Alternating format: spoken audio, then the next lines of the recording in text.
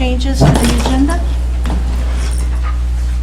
Seeing none, we will move into our missing student representative report. He must be exhausted after this last week, so we don't have that. And are we on to public comments?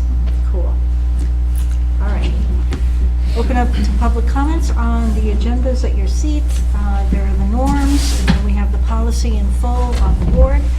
And if anybody would like to make a public comment, you'll need a microphone, and that makes sure that the people online can hear you. And so then please state your name and whether you live in Jaffrey or Ringe. And then we'll open it up for the floor first and online second. Okay? So anybody from the floor wish to speak? Cool.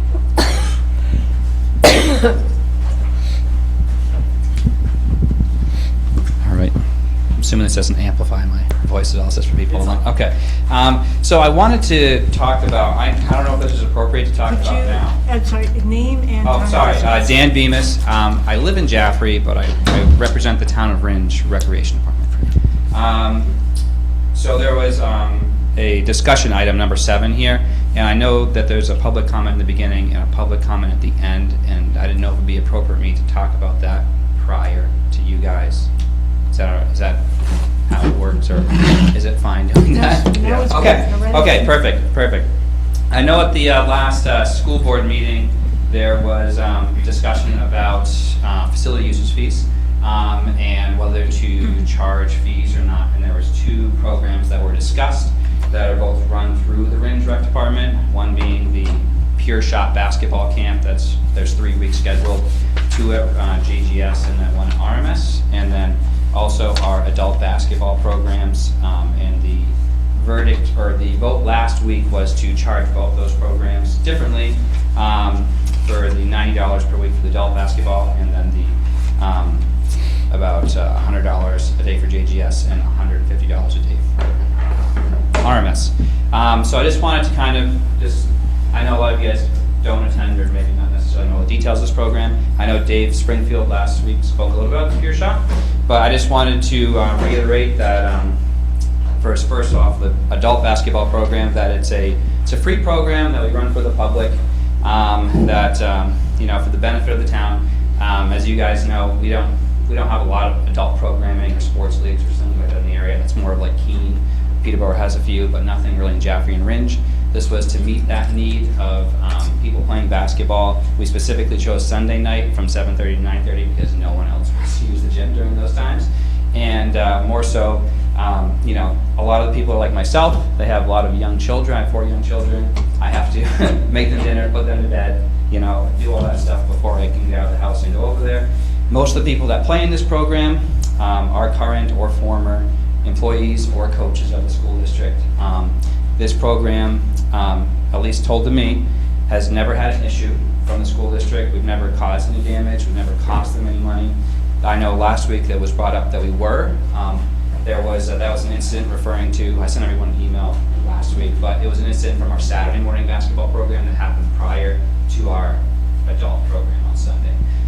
So I ask you guys to reconsider that vote on that program. I think it's a valuable program. I don't think we have a lot of programs like that. I mean, to be honest with you, we lose money on the program. We're not charging anything. We're doing it for the betterment of the community. So I ask you reconsider your vote on that, as well as Pure Shot. Pure Shot is a Ringe Rec program. Dave Springfield, as well as other high school and college age students that are usually former basketball student or players of Conant or college students that play basketball. I hire as employee or counselors for those programs. The money that goes into that program goes to paying for the costs of that program and for all the employees associated in that program, including part of like setting it up and operating it on my end, on my program coordinator's end. I don't know if everyone knows this, but the way the town of Ringe has set up the rec department, it's user-based fees that pay for the portion of my salary and all of 5% of the program's coordinator salary. So we run these programs so we can pay the staff from them so we can continue to run them. So they're not this, it's not this separate for-profit program. It's for the benefit of the community. And ever since it's been in Ringe, it's been run by the rec department, through the rec department, and everything's been covered by the rec department. There's no outside influence to it. other than the program had run previously out of the Jaffrey Rec Department. You know, I could go on and on about reasons why there's benefits to these in the program, for programming for kids in the summer, to keep them active, to keep them doing, you know, positive things in the summer when school's out and there's not a lot of programming going on. And so I asked the board, when we do discuss these fees, that you take these things into consideration, the benefit to the community, and the cost it would be. Unfortunately, if we were to continue to run these programs, that would be passed directly on to these families that are paying to use these facilities, that already live in town, that are obviously paying their taxes in town too. And so we want to keep it at an affordable price for everyone to be involved, which is why if you look at any other competing or for-profit programs, you're going to see at least double or triple the prices of these similar programs. So we're not looking to fleece anybody, we're looking to provide a service that's needed in the community. You know, so I just ask you to reconsider that.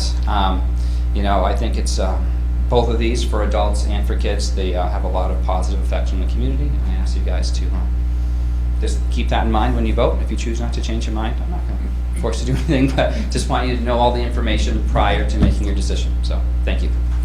Thank you, Dan.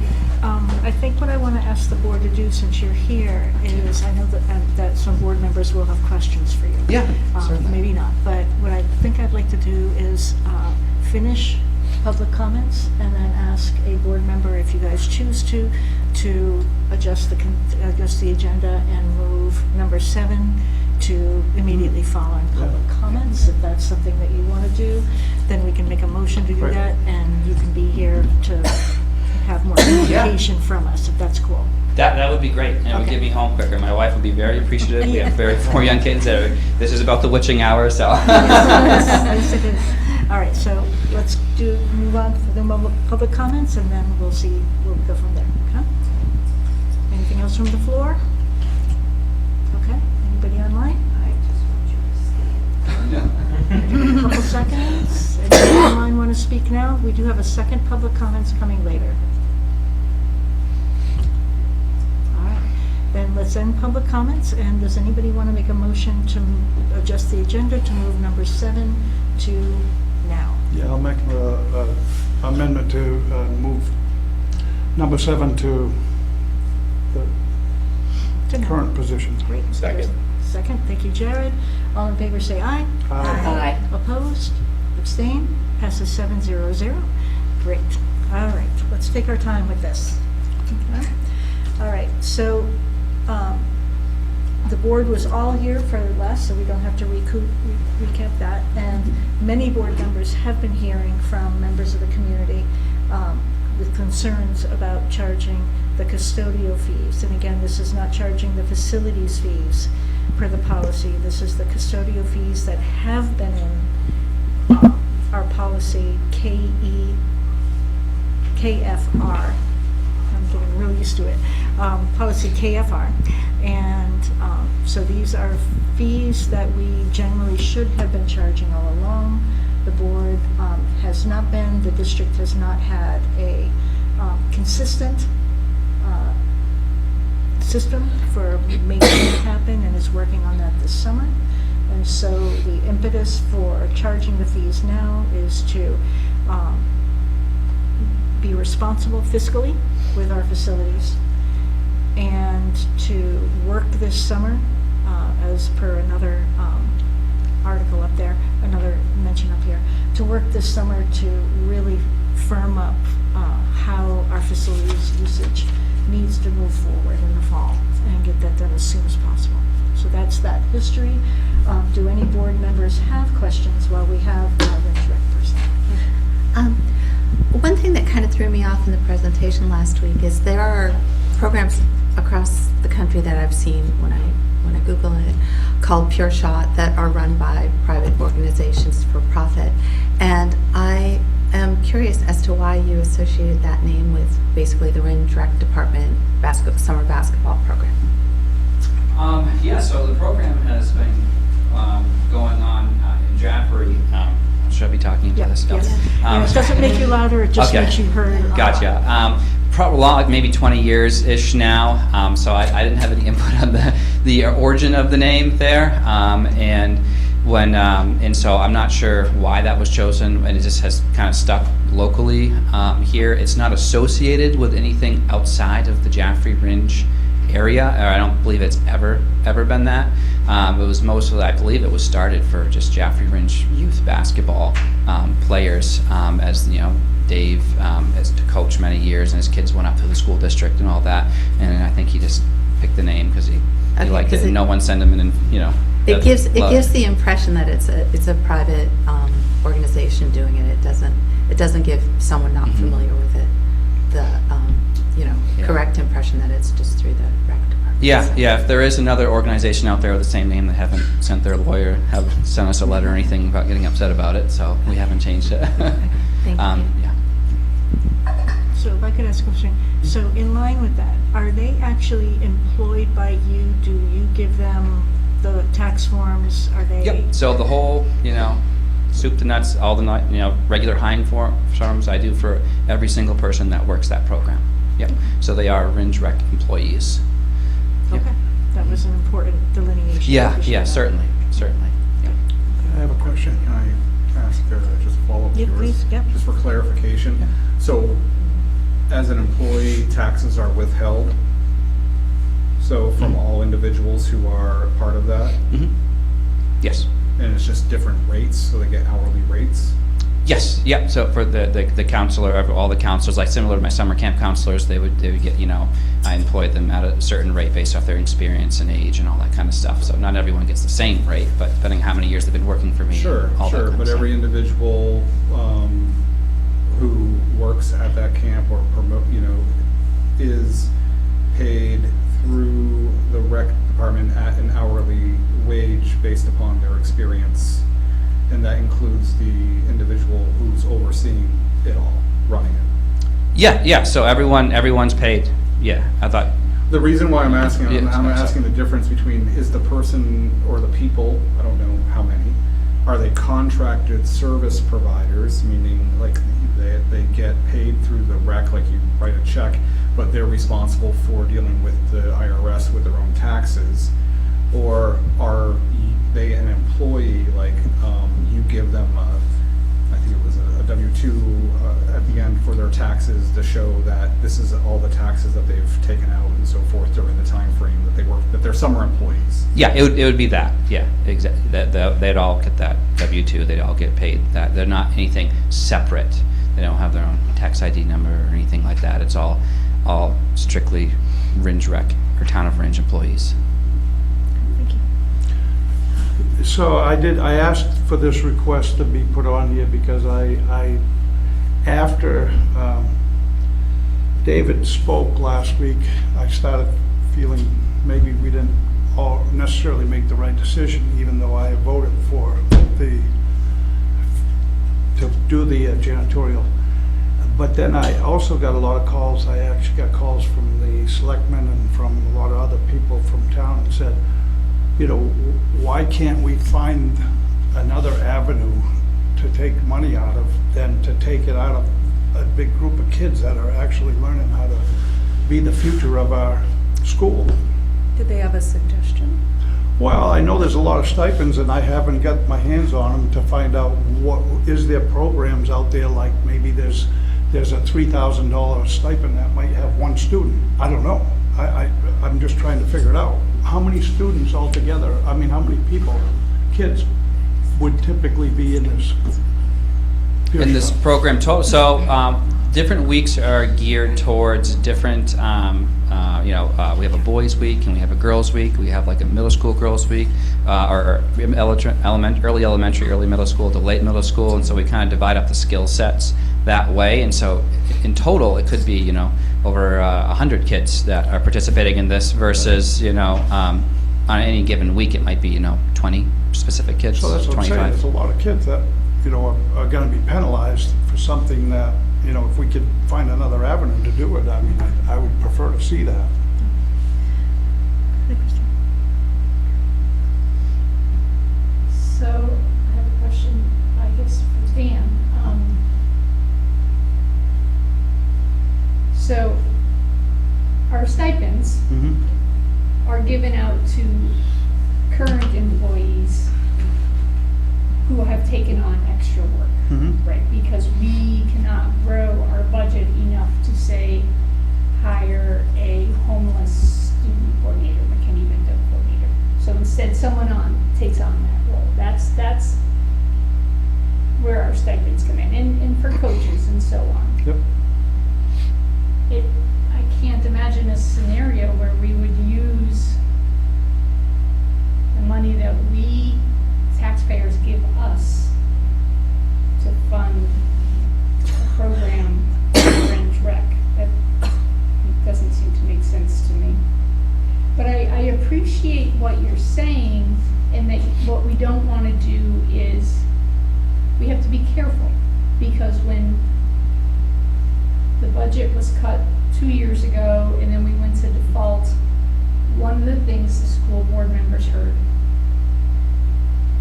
from many people, many Jaffrey and Ringe residents, was that we need to find a way to reduce our costs and to generate revenue. Mhm.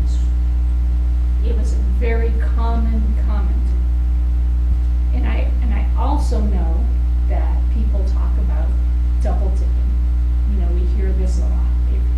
If people are paying taxes for the school, doesn't that mean that it's double dipping if people are then paying for the facilities? But yet, nobody asks to have a birthday party at the town manager's office, right? I mean, we pay for the town manager's office, we pay for the fire department, but people don't expect to have access to that. So it's holding the school to a different standard. And what we have to figure out is how to keep our schools safe and secure, allow access while keeping our schools safe and secure, and not have it come at a budget increase, right? I mean, if we have to hire an extra custodian to clean the floors, then people start yelling at us that we're increasing our budget. To answer that question, I know Deanna had mentioned that they do the men's program and they've cleaned it up every time. They've never had to have a custodian, correct? Yeah, I sweep the floors, I check the bathrooms, I want to kind of, leave it nicer than I found it kind of mentality, and that's what we do our best What with about the all Pure that. Shot? What would you need? They didn't, we've never had complaints specifically about Pure Shot at all. We had the spilled drink during our youth basketball program during the season. It was a soda that got left on the floor, and that was our fault for missing that. And then I think a few rip posters in the hallway from younger siblings that were kind of fooling around in the lobby while their older siblings were playing. I didn't think I was really adding much cost. But in the winter, that does become a big cost as far as trucks coming in and out, mopping. Yeah, which Sure, Ruben it's was so nice enough to slippery. leave me a mop and bucket to Sanding the write on that. fronts, all of that. Yeah. I had a question about, a couple of groups mentioned that they pay a percentage back to the rec departments, plural, for facilities fees. The school hasn't seen any of those facilities fees. What kind of happens with that percentage? Yeah, I don't charge any facilities fees That at was this school. I thought it was Springfield's that said about 30% went to facilities fees. So in like so like our karate program and stuff, so like any given program, we try to cover all the costs of everyone associated, paying our instructor, and usually 30% of the income from a general program coming in will cover, my part of my salary, part of the program coordinator's salary, all of our software for registration, administration, supplies for any given program, rosters, all that kind of stuff. So it's not a facilities usage fee. It's just It's more administrative. administrative. I would classify I it think more. it said I facilities think fees. facilities Yeah. is a misnomer. I can see why that would sound weird. Yeah. More? I think that I had tried to put some thoughts down and stuff. So I feel like, on one hand, if we're not following the policy, then we should change it. Because we have these policies, we're either going to do them or we're not going to do them. So if we're not going to follow it, we need to change them. I think that maybe in my mind that the janitors can clean first thing on Monday morning if they feel it's not clean enough. I think we could think out of the box a little. Maybe there'd be a janitor that'd like to be there Sunday night but have off Friday afternoon. I think that we can have ways of thinking outside of the box, using somebody's time a little bit differently, if that's a concern. Not hiring another custodian. I also think that my feeling is we're penalizing, we need to, if there's groups that are not treating our facilities the way they should be, respectfully and not obeying our rules, those are the ones that should not be in. We should not penalize everybody for one or two particular groups. I just don't think that's right.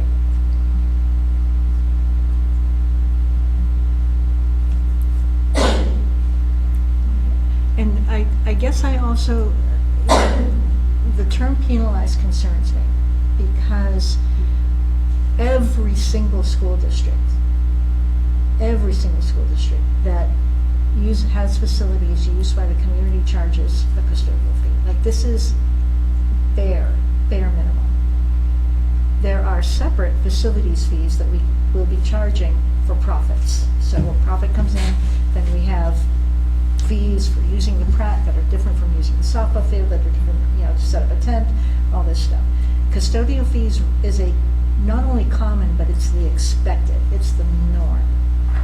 That we've had them on the policy all this time is because we got the policy from looking at every school district around.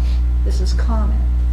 That we haven't done it is, again, we're a small school district. We've been trying to do lots of things with finances. This has fallen under the gaps. The gaps were really noticed when the principals started taking over the facilities and realizing how much time their custodians were spending on the community groups and on the after school and weekend programming. It became, as you saw, they came to us with heavy, real concerns for security and for maintenance. Security was huge. So this summer, the goal is, as a board, to get together with specific people that we choose and say, how do we make this viable? Do we change the policy? Do we hire people? Do we move it? That is absolutely has to happen. We can't go into the fall like this. But the other piece that I really want to hear from you, Dan, talk to us about scheduling, your concerns with it, what you're seeing, and how that is affecting your planning, programming, because of all the money for me, I don't think this is too much to be putting on people. I really don't. I think it's absolutely the norm. I think it's something across the board everybody does. But if you can't rely on having the spaces at the time that you've requested them, months in advance, that is a big concern. If our district is running programming, which is our priority, to run school district programming, that's our priority. So if we are doing that to an extent where we don't actually have room in our spaces for a community group, we need to know that, and that has to be communicated. So please talk to us about your experience with scheduling, with your time frame for scheduling, and what it's been doing to your program. Yeah, I mean, scheduling is there's a lot that goes behind it. I mean, there's the master library, master schedule, whatever it's called that you guys use. It's tricky because, and I know that there's a lot of these school district employees are asked to do a lot of different things, but it can be difficult to schedule things if not everyone utilizes the calendar and puts their own things in the calendar, and so it leaves you to guess when things are available. It's like a blank calendar. I can schedule whenever I want. No, you can't. We're gonna have to move that or move this. And I look at the calendar because I want to avoid if the school district's using it for a certain program, I'm not going to book the time that the school district's using it for. I want to book outside of it. But if no one's using the calendar, then I'm not going to know when things are. I requested the Pure Shot dates in January. And I didn't hear back until relatively recently. I wasn't sure if that was because the discussion of the fees, or if it was just genuinely like there's companies that are going to come into the gyms and work on them. But so it's difficult to kind of hit a target where you don't know where it is as far as scheduling goes. And I'm only allowed to schedule so far out. I like to plan my whole year ahead, but the system only lets me schedule 120 days out, which I find incredibly frustrating at times, because of the same program that runs throughout the year, I got to keep re-requesting, versus when I can just can I tell you all the dates I want to do it, and then you can tell me if these ones work or not. And then just getting things approved in a timely manner is helpful too. You know what I mean? I try to get it as quickly as I can out to the whoever's gym it is, or principal in that building, or facilities personnel, just so they can look at it, analyze it, and get back to me what's available or not. And I know there's a lot of moving pieces, and that's not always a very clear-cut thing. Like I used to be the athletic director for the school district. The wintertime scheduling, I had this Google Calendar that just looked like a Christmas tree. It was just every day, this spring's practice, this, but I put everything individual so the community could know, what time's available, what time there's away games, what times there's free spaces, because we are at a premium for spaces in this district. So anytime there is a free block, we should try to utilize it for the benefit of the community, in my mind. That's my quick rant on the scheduling. It can be I get that it needs to be there, but there's been some mistakes, and I've had either on my end or the school district ends, that they're like, oh, sorry, I forgot we had this event, you know what I mean? So my basketball team just practices on a different night or something like that. I understand there's human error and there's mistakes in it, but it can be a trying system to use and get things done efficiently. Can I ask a follow-up question? So I don't have access to master library, so I don't know what's going on with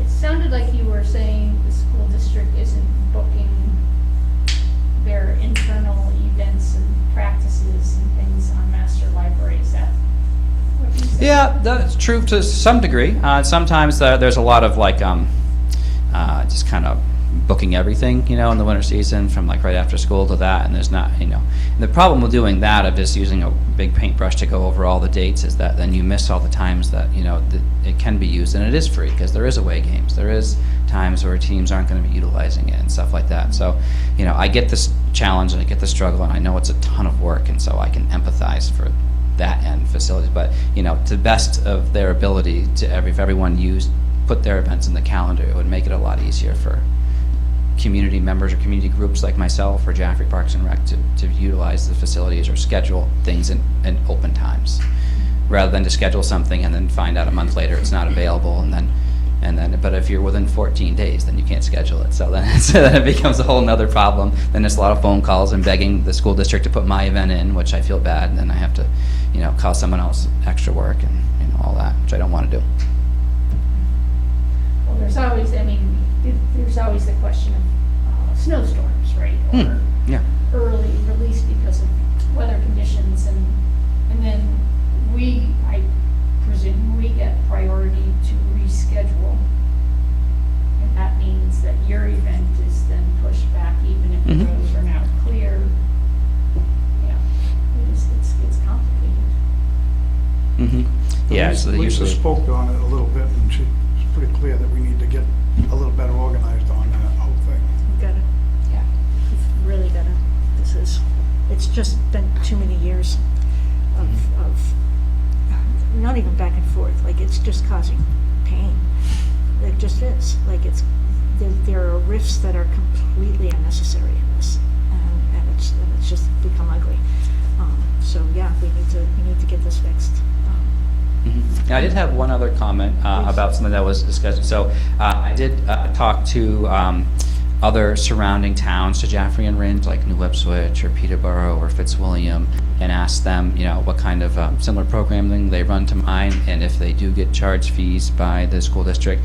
And all of them said that they had not been charged, and that may be they do have a policy in place and they get waived, and so the policy states that, but then the school board waives it. Just I'm not brushed aside. Yeah, so I'm not sure how that's handled, but I did a lot almost every single town around us has a basketball program. A lot of them have like an adult volleyball program. That's the other big one that we don't currently run. I think it'd be a fun idea for the future to do it, but basketball and volleyball are kind of like the big ones in the area, and none of them said they got charged for those programs. Anything further for Dan while we have him? All right. So I think we want to definitely put together a work group this summer to, and talk about who we want. We would obviously include the rec departments, town manager, the town administrators, but let's talk about who we want to have on that, who lead it up and stuff, okay? All right. Okay. We do not have to do this, so I want to make sure people understand that, but now is an appropriate time, since we moved. Okay, so we did the request, scheduling. Okay. If a board member would like to rescind the vote last week to abide by the policy, basically, and charge fees this summer. We cannot make any decisions on fall yet. I really think we have to have bigger conversation for the fall at this point. But we have these particular two groups that have come before us. If a board member would like to make a motion to reconsider last week's vote to charge facilities fees, then a board member may make that, a board member may second it, and then we can vote on that. I'd like to make a motion, we rescind it. Can I, I'm sorry, I should have Go asked a ahead. question first, and I guess this will be more for Ruben, but do you know, just speaking of custodial fees, I know that we were basing it off the length of the program and how many hours the custodial staff would need to be present to clean. I think it was brought up, maybe an email I saw, I don't recall, that they felt the 3 hours at $45 was too much, but what if the custodian was only there an hour to clean after they were done? Like, is there a way to gauge how much time the custodial staff does need to clean up after these groups? That's my question, that's my actual question. So I think there's a couple, all these conversations are much bigger conversations. I'll also state that in our conversation with the town of Peterborough, that community indicated that they do pay. So I think that it differs from community to community. We have a collective bargaining agreement, first of all, okay? And so the times when people are permitted, that we are allowed to dictate that they're going to be working, is set out by a contract. So Dave Dustin was able to find someone, based upon his last vote, who would volunteer for that Sunday evening time slot to be able to do that. If they, however, because they're already working 40 hours, we really need to have a minimum of a couple hours. I think that's even written in the policy. That's typical for jobs, right? And so they would get time and a half is what that number is based more or less upon. It's a little bit less, depends on who it is, but that's kind of the average. And so 2 hours seems to be a minimum. Now, if there are situations that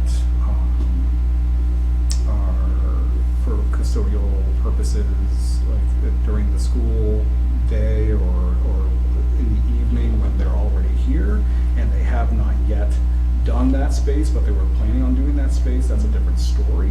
There is not extra work necessarily if they're already planning to do that, but just choose to do a different part of the building at a time that something else is being used. It's very well known that we are understaffed in that area, that many people who are not in that job classification pitch in, clean up places. We do that all the time, in addition to our typical jobs. So, could there be a conversation about how long it takes to clean up a space? I suppose. I think there's conversations about, how we could, what the roles and responsibilities are, people who are using the space as well, and getting that defined and agreed upon. I think that's important too. But yeah, there's a lot of conversation about the facility usage. We also might want to split up this question like we did last week, because Pure Shot specifically serves children. And it serves during the school day, during a normal custodial work day. The adult basketball serves adults off custodial time. And I do want to put in that happens in Ringe, and the Ringe Rec Department does have outdoor basketball courts, correct? And does We have don't have the lighting? proper lighting. There's no During lighting? the day. During 7:30, 9:30, close your eyes. Okay. All right, but again, the Ringe School has outdoor basketball courts as well. They don't have bathrooms like the rec department, but, okay. Another thing, just along those lines, that when you have a school employee there during that time frame, which is a common practice when outside organizations, pay for the use of the facility, that they have to have someone there. One, it's a safety reason, but also it also prevents the unintended consequences or fees of setting alarms off and having people come out. So anytime an alarm gets set off, we end up as a district, again, per the contracts that we have, it's going to cost about $100 to $130 every single time that takes place. And the district incurs those costs. What triggers the alarm? Someone not fobbing in properly, perhaps. So if, for instance, I'll give you an example. If you were to come here on off hours and you were to take your fob, because you have access to this, and you were to wave it in front of it once, it would allow you in. If you waved it twice, it would turn off the alarm and then set it back on. And so you would end up, coming into the building and walking around or whatever. Or you might fob into the front entrance, forget to fob and turn off the alarm and just walk through, and that could also do it. That's common if someone's gonna miss it. So if a particular group set it off, shouldn't they be responsible for the cost of the alarm? These are all, It's in the all policy. good conversations. Yes, they should have been.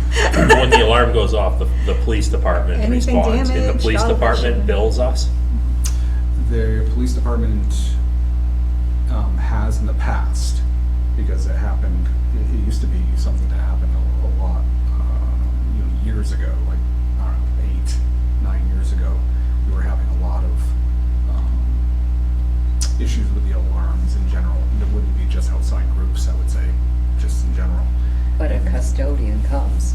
Yeah. When the alarm goes off, a custodian, that- who's ever on call for the custodian. Yeah, when comes down. callbacks come in, there's. Okay, so we're paying the custodian to come shut the alarm off. We're not recently getting billed from the police department for an alarm. Typically not. So Dan, have you guys set the alarm off? Not that I think maybe not this year, but the year before, one of the coaches told me a basketball hit one of the doors that went into a different section, and that set it off. I think Jeremy came out to say hi to us. And then, but that's all I can remember. And I think it's more than fair to, if we caused that, to cover that bill, I wouldn't want. I can think of times when the JGS alarm was set off during basketball, because I know this was my son was in the program. May have been a middle school coach, may have been, I don't know, but I know that the alarm went off, and so that was, the last 2 years.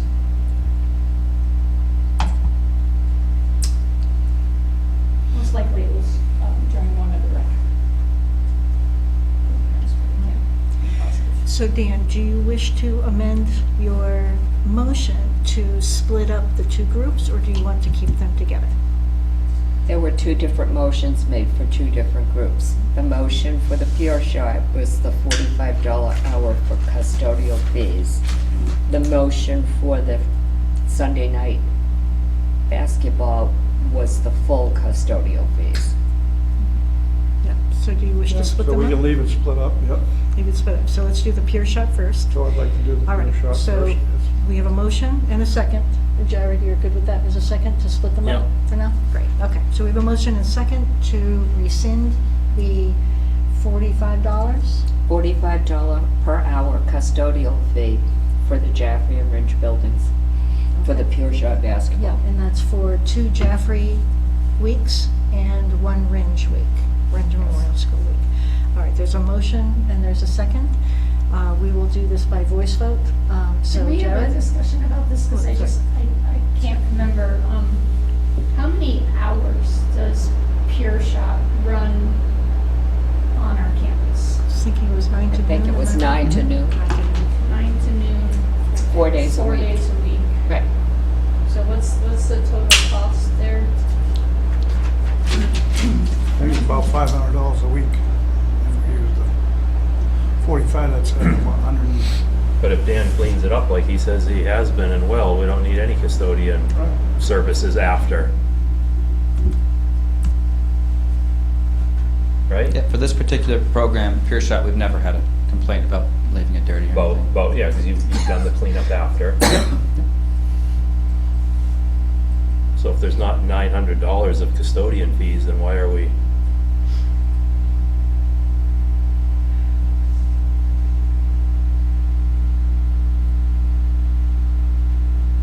All right, there's a motion and a second, so we'll go voice.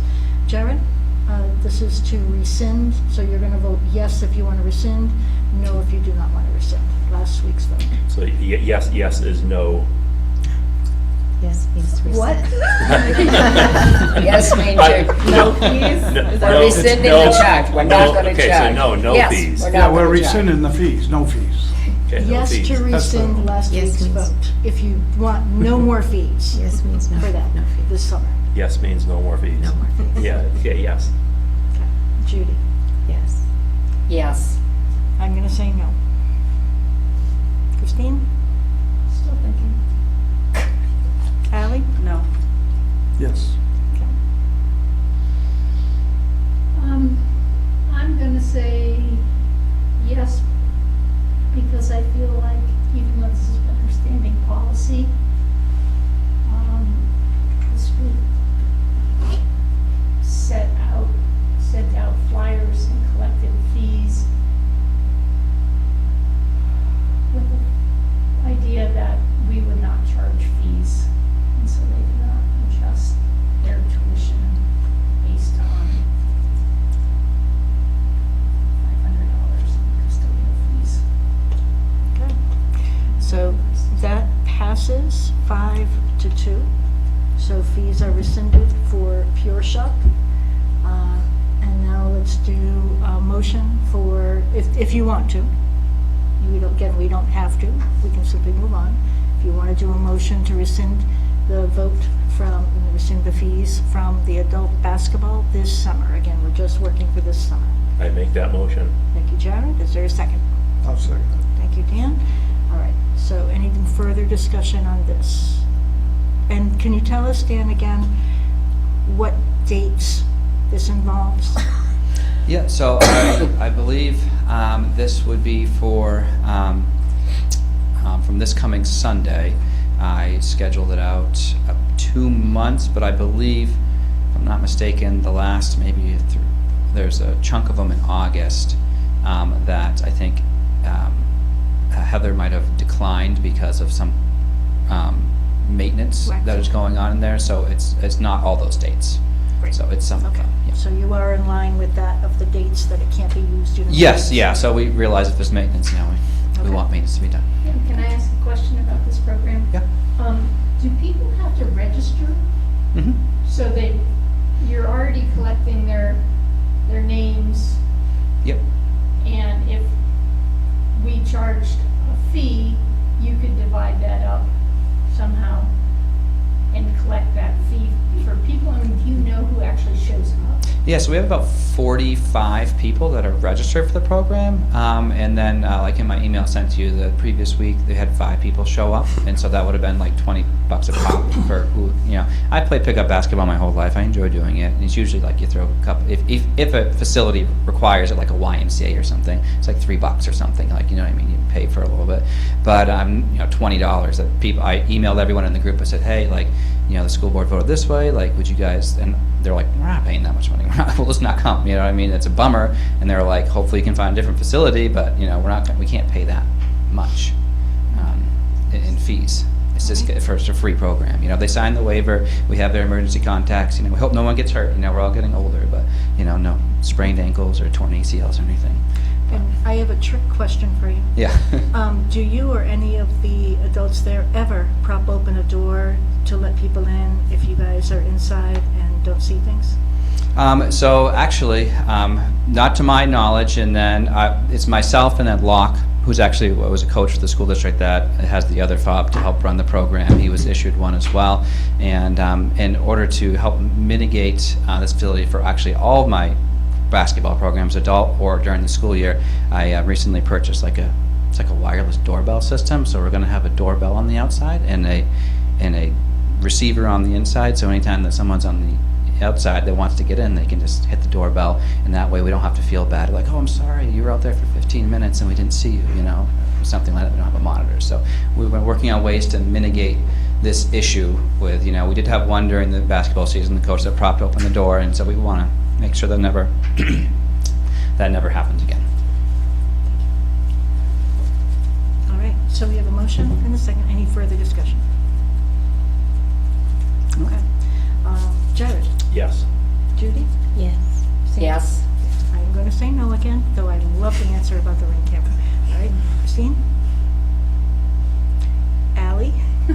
I'm gonna say yes to this one, only because it is a free program. Yes. Okay. Christine?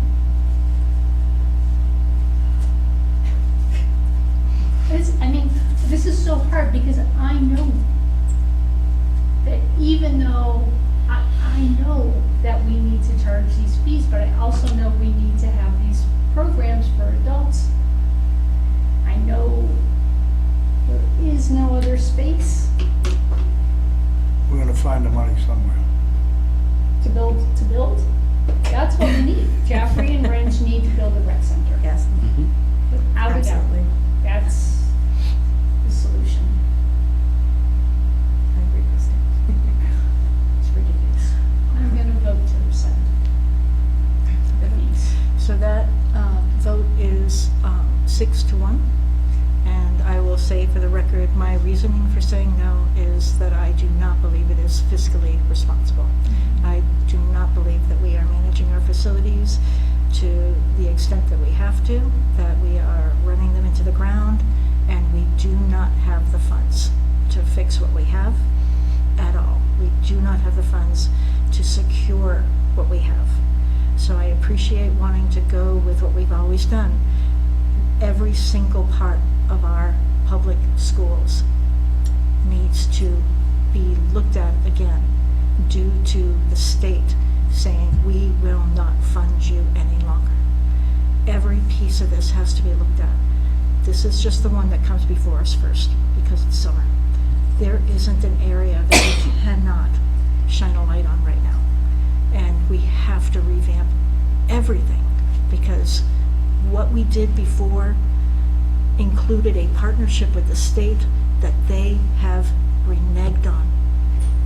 They have completely said, we are not going to be responsible for these small school districts anymore. All of this $30+ million is running on just 2 towns. All of this. It's crazy. So every single area has to be looked at. This is simply the first area that comes before us. But I have to say no. We have to find money every single place we can. So I'm saying no again. So there's Well, I that. think too that the discussion of policy that we're gonna be having about this specifically coming up, that's maybe gonna set a new normal for us in the community, something for us to hold fast to when we're saying we need fees, but Yeah. Okay. Thank you guys for this discussion. Thank you, Dan, for being a part of it. Really, really appreciate that input. It was truly invaluable for us to get to this, so you've really helped shine a light. Yeah, thank you everyone for listening. Yeah, thank you for all you do. We encourage you to clean up as good as you can and try to. We'll We be have to white hire- glove Don't make tennis. us look like we made the wrong. Right, no. Because it could be revisited again if Right, needed. right, I'll make sure it's squeaky clean. Yeah. If we have a dirty gym, you're in trouble. Right. Yeah. Yeah, and thank you for all that you do. And Rich, you've been doing this for a long time there now, 5-6 years, is that right? 9. 9 years. Holy cow. Thank you for everything you do for the kids there. Thank you. It just shows. Just shows. Thank you. All right. All right, let's keep going on to the agenda. We do not have a student representative tonight, but we do have a superintendent with us.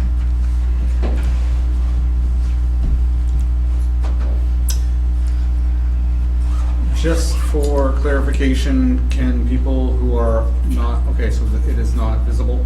Yeah. Okay. So for those individuals who are online, you're not able to see the slides. I'll try to be as explicit as possible with what I talk about and not assume you understand what is visually up on the screen. It's just a technology malfunction, so I apologize. I'm sorry to interrupt you. When will this slideshow become available to them via the agenda? Like, when can you add a link to it? Yeah, we can add the link to it as early as tomorrow. Okay, great. So, an overview of what I'm going to talk about. Some of this will be quick and some of it will take a little bit longer. Graduation, just acknowledgement of a really great graduation on this 12th, this past Friday, over at Franklin Pierce University. Then we will talk about the last week of school, meaning the events that are happening this week. Keep that on people's radar. Legislation in New Hampshire. Will the governor sign some bills? And what does that mean? Summer facilities work that's going on, and then JREA negotiations this fall. Again, that's more of a FYI, not a very deep conversation, although the board may wish to have a little bit of conversation about that, depending on what you'd like to talk about. So all I have here is this, that there was a nice Keene Sentinel article that was presented. I'll see if I can get in there. Yep. This past weekend, I think the Ledger just came out as well. Let's see, I think I have one of them opened up. I may have gone in there too many times for the free versions. So this right here, we have some nice pictures of the graduates. If you haven't been able to see that online, there's some great photos. It's really, I think, captured a lot of the emotions of the evening, including the emotion of being very hot. I'm not sure that's an emotion, but the frustration of the being so warm was a very warm and humid evening there. But I just wanted to show those in attendance here. It would be nice online as well if you were to go to Sentinel Source and look over some of the photos that were presented online. I think it would be well worth your time. Just captures, they did a nice job capturing the event. It's well written, it's a well written article, and I know that the Ledger, I believe, just came out with one as well. I haven't had the opportunity to review that one, so our local papers did a nice job. Thank you to everyone who was on the board for coming out to that event. I believe everyone here was there and got your opportunity to shake hands or give fist bumps to the graduates. About 80 graduates this past year. Nice class. We have 5th graders moving along, and so tomorrow night at RMS and at JGS we have events, whether they call them the finale or the celebration. It's the last day or time, moments, some recognition time for 5th grade learners going from this is being their last year in the elementary schools in their towns. And so you can see the timeframes there. The timeframe for JGS, it starts at 5:15, that will be in the JGS gym, and at 5:30 at RMS. And then the CMHS 8th grade celebration is going to be held Wednesday, that's June 17th, and that's going to be starting at 6 o'clock p.m. That's here in the Pratt. 3 items of legislation that it's, nothing is finalized yet except for the open enrollment bills. We talked a lot about open enrollment.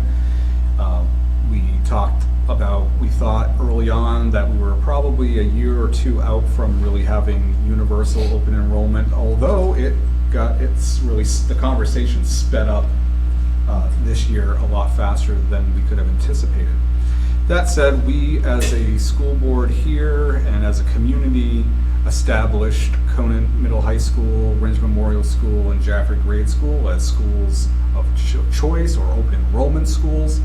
And what that did was it allowed up to, I believe, 150 individuals, assuming we have room for those. We have to make sure we build in the criteria into our policies, and also that we're not having to hire more individuals to accommodate individuals coming in.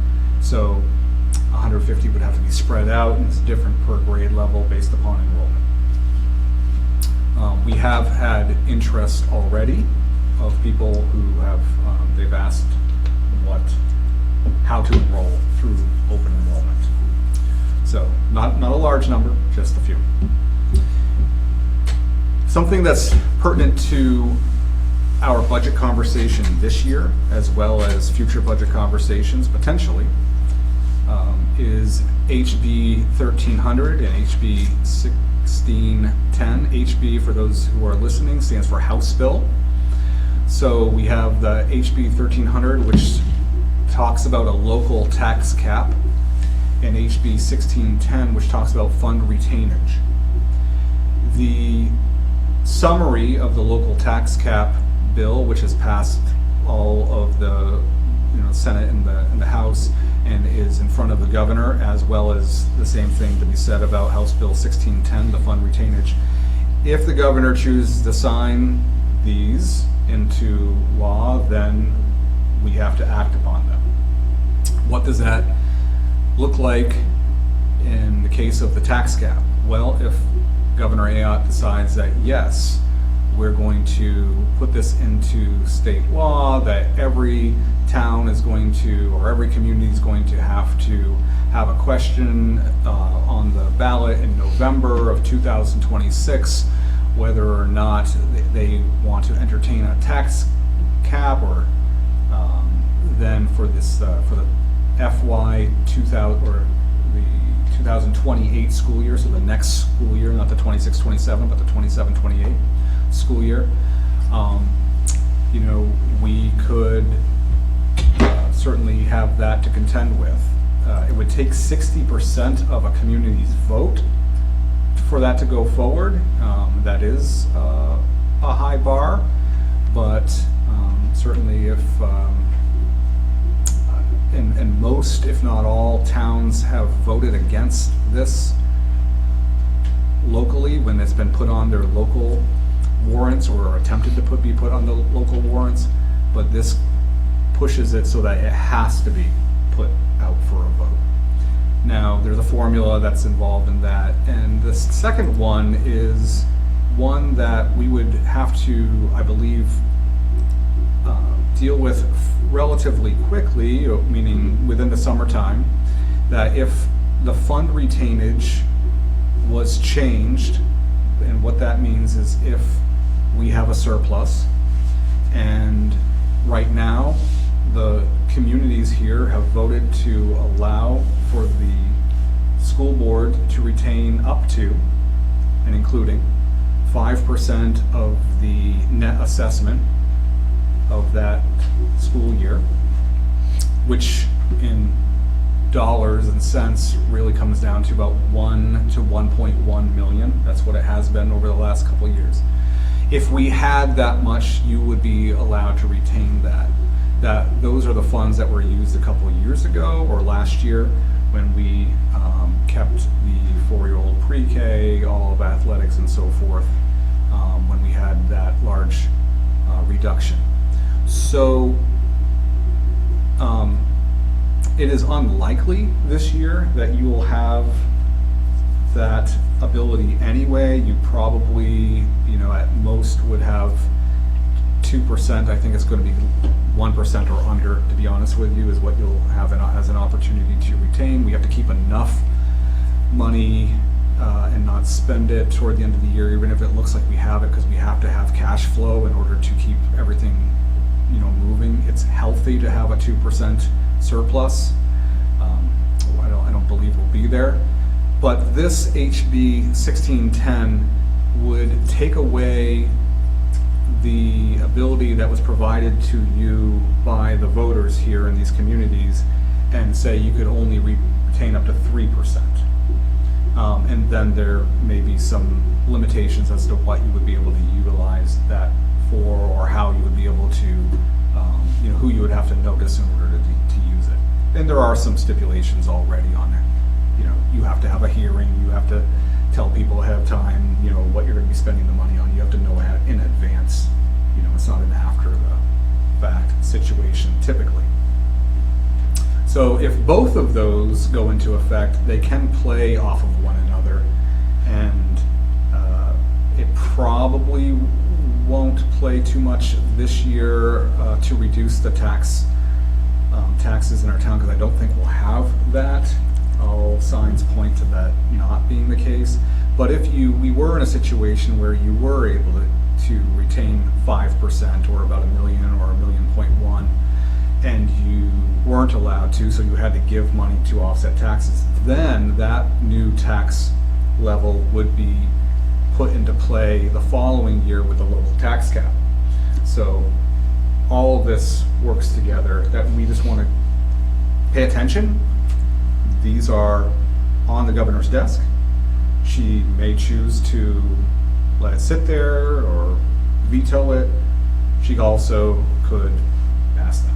And if they do pass, it is going to have implications for our budget seasons. Question. Yep. You mentioned like 1.1 on 5%, but if your budget's 32 million, 3% is 960,000. So it'd be 5% would be more like $1.5 million or $1.6 million. Well, our total budget also includes revenues, and so you have to take out the revenues. Like we're not going to be able to carry over anything of the revenues. Yep, that's what I was trying to figure out. Yep, no, it makes complete sense. So less revenues, food service, anything of that Okay. nature. All right. Yep. Good question, thank you. Okay. Summer facilities work, we went over this within our committee meeting, but we have lots of windows that are being replaced. Lots, not nearly the number of windows that will need to be replaced over the period of time, but we're doing little by little, and we're choosing to do the ones that have to be done right now. And in RMS and JGS, those two locations do have pockets of windows where they're well past end of life, sills, etc. And so we are getting that work done starting the 22nd, the Monday after the last day of school. JGS flooring, also, there's some work that needs to be done there. JGS has been a difficult place to put good flooring down in. Sometimes we've thought it was moisture, other times it's just old glue acting with other glue that was put down, and maybe not, it wasn't perhaps in the years past brought down, or we haven't brought it down to the level of the concrete and sealed it properly. But we have some plans in place for that. We're removing some carpet upstairs where there's carpet tiles that have just not stayed. They've been coming up, they're a tripping hazard. And so we're putting in non-carpet up there. So a synthetic surface that is hard and easier to clean, wet mopped. And so we're excited about that. Just into a couple of rooms. And hopefully, again, with over the years, we can have a cycle of doing a little bit at a time. JGS locks, we'll talk about a transfer on I believe the consent agenda, there's a transfer. For this work, we were able to contact 3 companies. One of them can do the work. This is exciting. We've been talking about this for a long time. It's mentioned in our Homeland Security reports that we get about making sure that our locks are good internal to the school. And so JGS lock, any teacher at JGS knows that the locks we've been struggling with them for some time. It's been a hard year that way. And so we're able to get them all done at the end of this year, and they can do that before the summer months. And we'll then turn our attention to the other schools. But JGS was the one that needed, or is the one that needs it the most. CMHS track, we've talked about that. We've shown some pictures before. I don't have any new pictures necessarily. I do have new pictures, but I don't have them up here to show you. Is that they were able to remove everything on the course. They paved it, and then they did practice by putting the lines on there. So it does look like a track that could be used, but we were still asking people, please do not go on that track. There's weeks that it needs to sit. They're going to be putting other substances on there that people are going to have to remain off the track. I got a text message just a little while ago. We had to remove people from the area again, and there was someone with an electric vehicle that was going on the track. Oh, boy. So when we talk about facilities, we need to continue to talk about the respect to the facilities. It costs a lot of money. It's a not quite, but $100,000 project to maintain a beautiful facility that was put together, and we're actually trying to improve it a little bit. It does matter that people stay off these surfaces when the signs say to please stay off. It's inconvenient, absolutely, but it is important. So, and then July we'll deal with a lot of the gym floors and the bleachers and doing deep clean actually throughout all the schools. So we have a lot of work to do. It seems like it's a long period of time in the summertime. It goes by so fast, and we'll be starting school, before you know it, in the fall. So that's good. JREA negotiations, when we talk about fall, this is that time of the year. And so I know that just in some informal conversations with the JREA leadership, we'd like to get the initial meeting, just a planning meeting, to occur sooner than later, maybe July. But we don't have a date or anything like that yet, but I have talked with our attorney to see what their schedules are, coming up, so that we have some information, so that we can, if we do have a scheduling meeting in July, we'll have some knowledge of how we want to move forward. This is the last year of a 3-year agreement. I'm proud to say that we've had a good run of approving in this community, both the JREA and JRSSA agreements over the past 11 years or so, and so we hope to keep that streak up. It's important to do so, and negotiations, if you haven't been part of a negotiating team, I think it's a really great experience to understand the school and the school district and the people who work in the school. It's also every opportunity we have negotiations, because negotiations can be tough and they can be sometimes uncomfortable, but they're always an opportunity to build trust within the organization, and that's the goal that we want to have coming out of any negotiation, is that we have built trust. So they have not sent an intent to negotiate letter? Not yet. Okay. All right, well, let's stay here for a minute. That's Sure. the end of the presentation, right? Yes. Okay, so we'll go for questions now. And Dan, your question was very appropriate and timely. We generally like to wait until after Oh, a sorry. present. No, and I'm just, it's not that I'm correcting you, because that was great, but just a informational one with normal presentations. We want to wait till the full end because they're videotaped, and it's a good time for Okay. people to get the information, but it was appropriate. So we need to put together who would like to be on this negotiation team. It'd be great if we could have 3 members and maybe an alternate would be lovely. Do we have volunteers to be part of this? It can take months.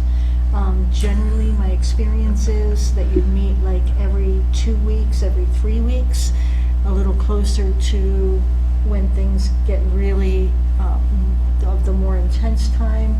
And the fine tuning usually happens in the fall. In the summer, it's usually a broader, maybe a monthly, maybe every the 3 weeks, and you're just kind of putting together the broad strokes. The more meat of it happens in the fall usually, is my experience, and it can go into the winter. So, do we have volunteers so far for? Is it during the day or evenings, or what's like the time that Whatever these usually times you happen? work. Generally, it happens in the evenings because a lot of people work, especially because there are faculty on it, and so it wouldn't happen generally during the school day, so generally late afternoons, evenings. Tend to be the request. Joe?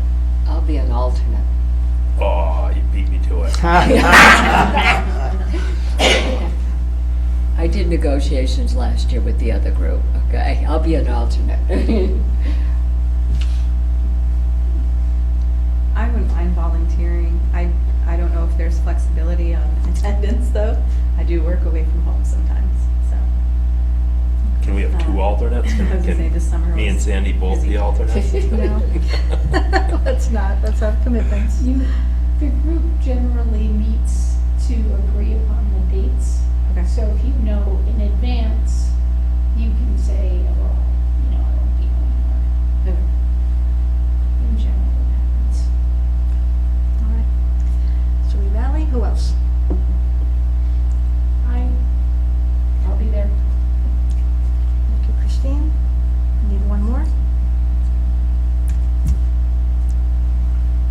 I don't think so. I think I'll pass.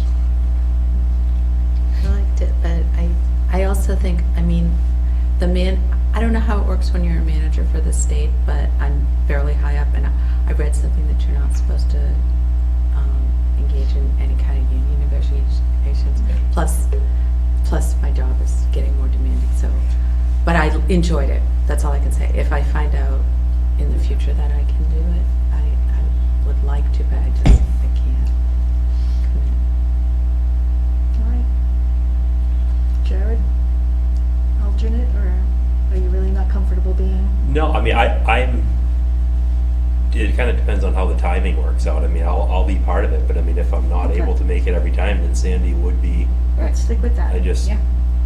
All right. It was- and it then- was I don't want to really say I'm going to be there every single time if there's a chance I can't, but I'll give it a shot. We'll work it out. Okay.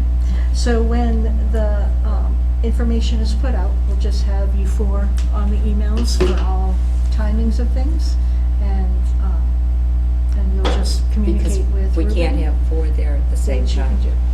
Okay? because it would be a board, so you have Just- 3 anyway, so we can switch off. Do you want to have like alternate 1 and alternate 2, meaning like, are you you want to be on the team and then you're the alternate?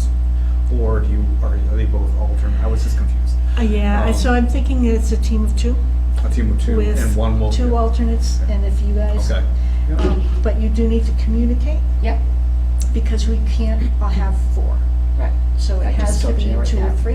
We can't have 4. Okay? Okay. So Okay. we need to communicate which meetings you can do. Okay? But And we'll- what Ruben was saying earlier about sort of the benefit, the side benefit of being on these teams is that you really do learn so much about how our school operates and who our leadership is in terms of our education staff. And you learn so much, and we don't really have that many opportunities to engage with these people as,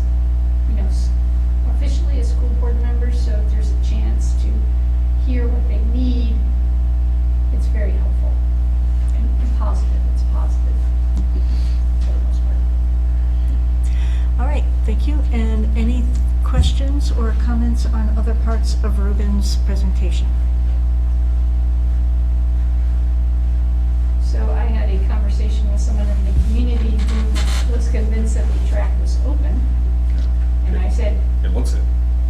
nope, my understanding is that's just the pavement with some lines across it. And they said, well, there's no sign. I was gonna ask if there was signage, because I was up there too, and I did not notice signs. There's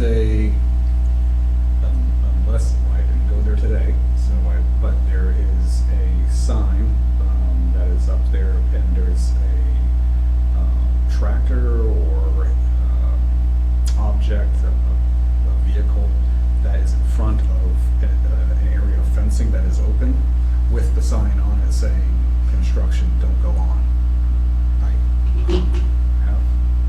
I have photos. We change it to say still construction, back off. Yeah, so I mean. And are there cameras so that should somebody actually start vandalizing it like that? Yeah, that we can do have some charge decent them? cameras if someone's trying to vandalize, Because yes. that would cost so much money. Yeah. Oh my God. Okay, let's see. Yeah, so this item right here, closed for construction, Haven Island, and it's on this trailer that goes in front of the opening. But there's a pedestrian opening to the left of the bleachers. I think that's the one that's most common for the runners to use. Can we just put up more signs? Yeah. Wherever, like when you're driving in, track's closed. Sure. You know, just- Yeah. if it's important to us, we should let people know. I also wanted, I'm sorry we did that. That's all right. I mean, I am hoping, again, they didn't put the urethane down Okay. yet because it has to breathe for a while. And I knew it was gonna be a bit of an issue when they painted those lines, because those lines make it Show look these like, guys too. yeah, make it look like the track is Yeah. done. But what happens is, for those who are listening, there were two individuals doing the lines. I was able to talk to them when they had just started, and they would typically only do the outside lines so that they had so that when they put the rubberized surface on, they know what the edge of the track is supposed to be. They took the opportunity to train somebody on doing the lines, and they indicated that it was better to train someone on pavement than do it on the final surface, the rubberized surface. And so that's why it looks like, I mean, it even has some different colors on there, so it does kind of look sharp right now. But it is a month away from being complete. It has to have time to allow to breathe and to, not be, to cure. That's a good way of saying it. Yep.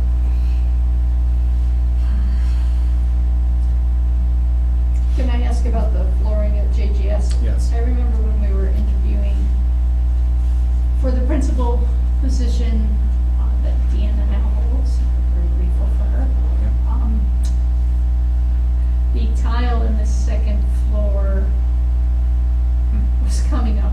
Oh, that was the first floor. First floor. That was the first floor, okay. And boy, oh boy, talk about not making a good impression. You have people coming to your school to see if they want to work there, and the tiles are not, I don't mean to say that they're loose, they're peeled up like a potato chip, like They're cupped. whatever, the Pringles potato chip. is. Curling. Yes. Curling. Yeah, we've had some challenges with so the current surface on like that specific hallway, the flooring is like this, and that is, I mean, it's down, it's not peeling up or anything like that. It's safe, that's not an issue, but it is discoloring due to the reactions with the glues that we do. Yeah, so it's not happening all over the place, it's just happening in one area. It was also another person who came in believed that maybe because JGS has had problems with dampness, that maybe that was also contributing to it, maybe causing it to be maybe it was reacting like a catalyst in a sense to the reactions that are going on. So we're taking care of that. All those hypotheses, we're doing the work to make sure that that's dealt with. However, your comment about the peeling tiles, that was happening with carpet tile up on the second floor, and that's what we're addressing in the classrooms. Now, we use that same carpet tile in other locations, and it's perfectly fine. JGS floors, whether they're uneven or whether it was a subsurface that wasn't put on properly, whatever, it's just been coming up. So we are using very different materials than we have in the past, and it's going to be healthier anyway to not have carpet. We don't have to worry about off-gassing, or we'll have enough time for the glue to off-gas. We'll be before fine. students- Yeah, it's happening. They're going to be starting immediately. All right, any further questions? Okay, we'll move on to the consent agenda. We have lots in it. Do you want to mention, you have a link for the interior locks, budget transfer in there as part of these consent agenda? Yes. There's a donation from CNS Wholesale Grocers to the robotics team for $750. And it feels like we're starting to make the turn of the tide away from the influx of resignations compared to appointments, and now we're starting to even off a little bit, is my sense of maybe people aren't leaving as fast as we're getting them. That's promising. And we have a rescinding of a resignation. Yeah. And where was that one? That was added probably Oh, that's Friday okay. or on the weekend. All right. Yep, so RMS special education teacher. Okay. Cool. All right. Seth is coming back. Welcome, Seth. Okay. All right, so, do you want to say anything about the interior locks transfer? You kind of talked about it. Yes, well, Jaffrey Grade School needs to have their locks replaced. We've fixed them and fixed them and fixed them. They're just not functioning the way that they need to. We have very specific protocols in place that we've put in over the last many years. When Todd was the chief of police here, really helped us with some of our practices. And one of the determinations was that when we, for the safety and well-being of all individuals, especially if there were an active shooter event, lockdown situation, that the doors, it is better if the doors were already locked and could be shut. Now, the preference was, in our practice, is that the doors are locked and they are shut. And so the hallways are nice and quiet, and then there's a process for leaving and then exiting and coming back in. And it was difficult at first, but we've done pretty well with it. That said, some of the doors are difficult to unlock and difficult to lock at this point in time. And so we need functioning locks. And the doors in all of our schools are old, but this is something that we can fix. And so the price here is actually better than what we were looking at in the last, years ago, when we were starting to talk about an interior lock project, a replacement cycle. Exterior locks, that's a whole different thing. And so we're grateful to the company that we're going to be working with. They have worked with us this year. We have a good contract with them. They were the ones who reported they could do this, and they have they were able to get a supplier that was going to be able to get the inner cores in the time frame we needed them to. So we're very excited about this work right here. We weren't sure if we were going to be able to do it. Okay. And the funds are coming from, it's $31,000, and they're being transferred from student transportation, so that's just an excess that came about due to just... After POs were closed, yep, in transportation, I think it's special ed transportation. I think it is, but it might be regular transportation. Go up a little bit, yeah. Let's go, student transportation, Okay. 118. It's a tree line.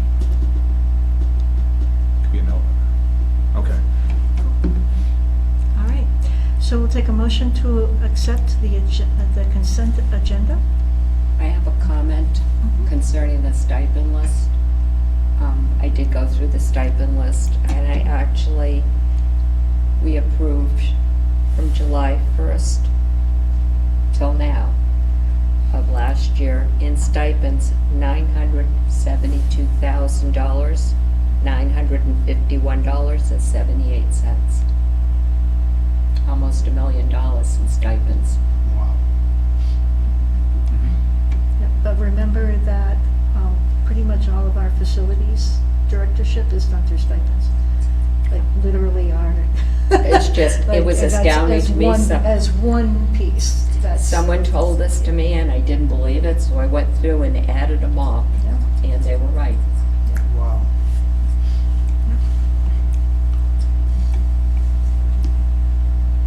Okay. Just for the future, couldn't these stipend lists have a total on them, just to have it? It'd be helpful. I think it should, I mean, We could do lots.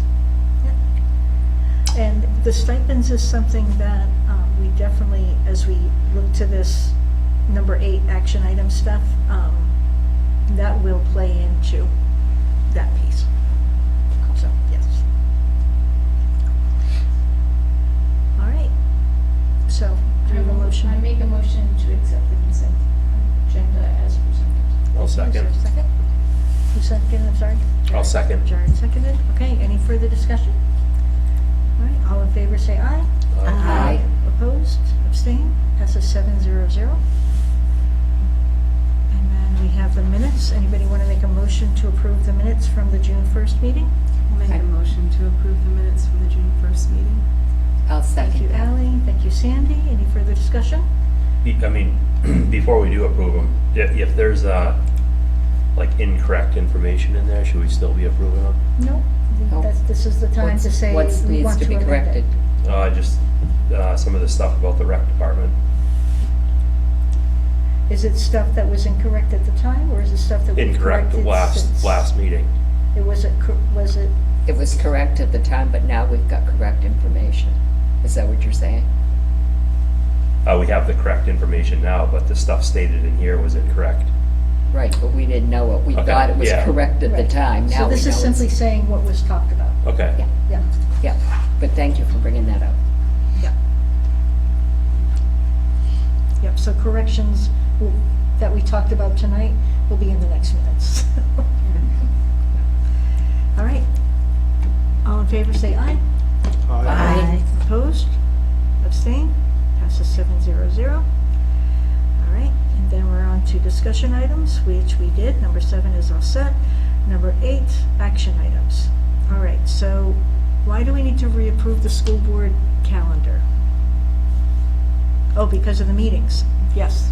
So we need to make sure that all of our committee meetings are listed, where they're gonna be, the time they're gonna be. And there were changes to that. So this is the updated as far as possible. Committee meeting schedules and board meeting schedules is what we're talking about. This is the board meetings. Board meetings, Yeah, Yeah. but we approved that a couple months ago, I thought.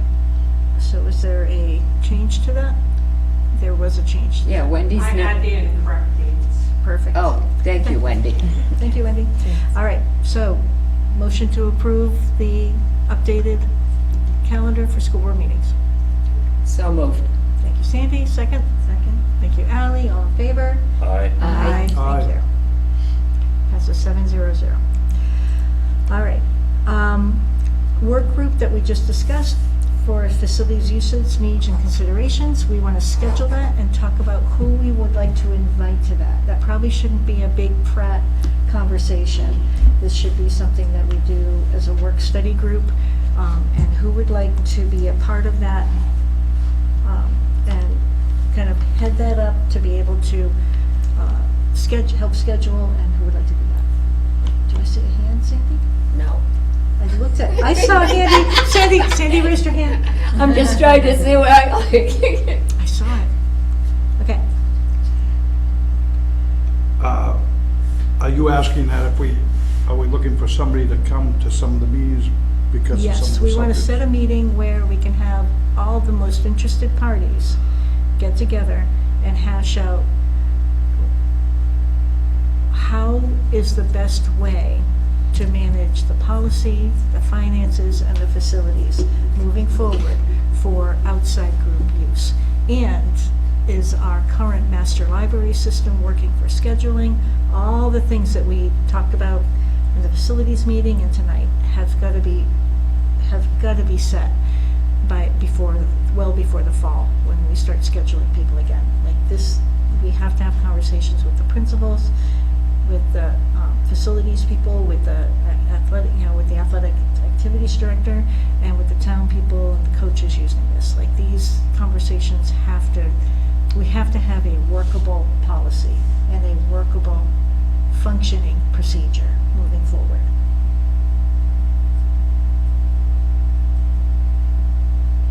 I will be there. Thank you. Is there somebody who would be willing to lead this up? I don't think I can take on leading anything up in the summer. I'm sorry. Say it again. I don't think I can take on leading something in the summer. I apologize, but this is Yeah. busy time for me. And I'm thinking that this would likely probably be a Saturday kind of conversation. I think. You think it'll could probably just be one meeting, I think the first one would be one 2, meeting to 3, really yeah. say, these are the concerns, these are some things that we think need to happen. So as an example is at our 2 policy meetings ago, we had the administration come.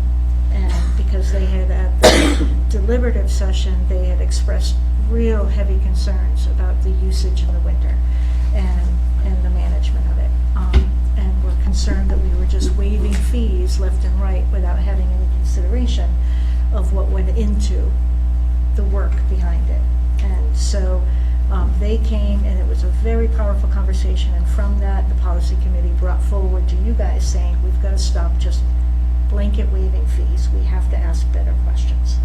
So that's where that all started. Let's get them back at the table. Let's get the rec departments back at the table. Let's figure out where this policy gaps are, where the scheduling gaps are, and how we can better manage what needs to happen. So we have a stopgap right now this summer, but we can't go into the fall just doing what we've been doing. And I also want to say that another takeaway from that meeting with the administration was not just about fees, but that we don't, right now what we're doing, and I don't think fees will adjust this, is that our buildings are not being used in a safe and secure manner. For instance, at JGS, when people are in the gym, civilians can access the entire building, and they've done damage. At RMS, the same thing. You know, you might have a group of kids on the basketball court, and then you might have some playing a game, and you might have some kids go out in the hallway to play. In the then they're cafeteria. accessing the building. So there was a discussion of fees, but there's also just the need to figure out a way to make our buildings safe and secure when outside groups or even inside groups, because these same things could happen if it's a middle school basketball game at RMS. I've certainly been to a bunch of those where there's kids in the hallway, running up and down the hallway, no grown-up around. So it's fees and what procedures we need to put in place to keep our buildings safe and secure and accessible. That was important, was that the buildings remain accessible, but only if we can make them safe and secure. I just wanted to throw that in there. Sounds like Christine would do a great job heading that up. Absolutely, without a doubt. Yeah, her summer job is her world job, and that's not possible. I can head this up, and I confess I hate to do it. I am dreading this because I have worked so hard on this for 5 years. I see no progress. And it's very frustrating to be back at this exact same space. I hate it. So, yes, I'll head it up, but I really want the people who keep bringing it back, meaning Jared and Dan, you have to be on it. Because I Yeah. can't, we can't Is keep this something we bringing it can to the have as board. many as we want, or can we only have 3? Like, we can, We can have as many as we Okay. want to this, because it's a It's a community working group. conversation, it doesn't, we're not taking any action. Yeah. At the JREA, you'd be literally taking some action, and you'd be saying, this is how we want to move forward. This is conversation to be able to make a plan, and that's different. So we can have as many people as we need to have on this, but I need you on it. We Yeah, I'll can't be keep on coming it. back with decisions and saying, well, you're not hearing the whole story. Hey, we have to take, we have to do this well. And we have to do it quickly. I think you need to make sure you have the Jaffrey rector on. Also, that she's invited to this, because I've heard input from her too. And I've sat down with all of these people, and the new people, I've sat down with them, I can't do more, and then I hear that from the district side that we're not scheduling things in a time frame that's manageable, and that it gets frustrating, and people are turned away, and it's like, there's gotta be, That's what I'm hearing. it's gotta be hard, it's gotta be a group decision, that if we, because you can't say, yes, we're gonna charge you, and then say, but we can't commit to this time for you. Right. But the truth is that these are school facilities, not community facilities. Taxpayers don't get a right to our facilities just because they pay taxes. It's not the intent of the buildings, like it's not the intent of a fire truck. I can't take my kids on a joyride on a fire truck. My taxes pay for them. Okay? Our charter says we are here for the public school kids. That's what a charter says. It says nothing about community use. So we have to make sure that we are taking this very intently. So I will head this up. I will email all of you. How about we hope that all of you can make as many of the suggested times as possible? Yep. If you have suggested times. And then I will email the administration, town managers, rec departments, town selectmen. Okay? coaches, yep. Is there anybody else that you can think of that should be involved in this? Are there coaches that should be part of this decision, or is that something more under Heather's reign? Oh, you mean, I mean, who should be at the table for this meeting? Well, obviously, I believe Heather should be there. Who? Heather Lindstad Yes, should be there. I would prefer if we didn't have coaches, because then that makes it's too many people, right? So if Heather is their supervisor, she hopefully can speak for them. If Dan Bemis is the supervisor for the people who run the basketball programs, Yep. or then he can speak for them, and hopefully he takes the time, and she takes the time to solicit input from their people before they come. I think the coaches should be welcome to come, I mean, if they want to. I don't see any problem with them being part of the discussion. I don't think we need 30 of them, but if there's 3, 4, 5,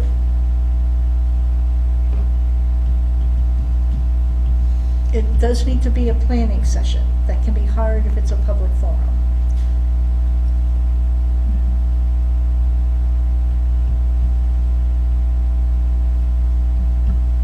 I think like somebody like Nick Hill would be a good person to come, as he's involved in a lot of the Yeah, I think coaching. Nick would be a good choice too, yeah. Yeah, I think that would be a good choice for somebody who's not in it but is in it. He's just so active in all of the coaching. Right. And I don't know if there's somebody in Ringe that's that active in the coaching. there's a few. Yeah. I'm sure you could pick out one or two that Yeah. say, hey, that we could use your input. Yep. I don't know if, I guess because we don't have access to the master library, I don't actually know who is using, so I don't know how often, for instance, I guess I could go back into the minutes or whatever, but the scouts use our facilities, but I know that that's been a concern, is that when there have been scouting events at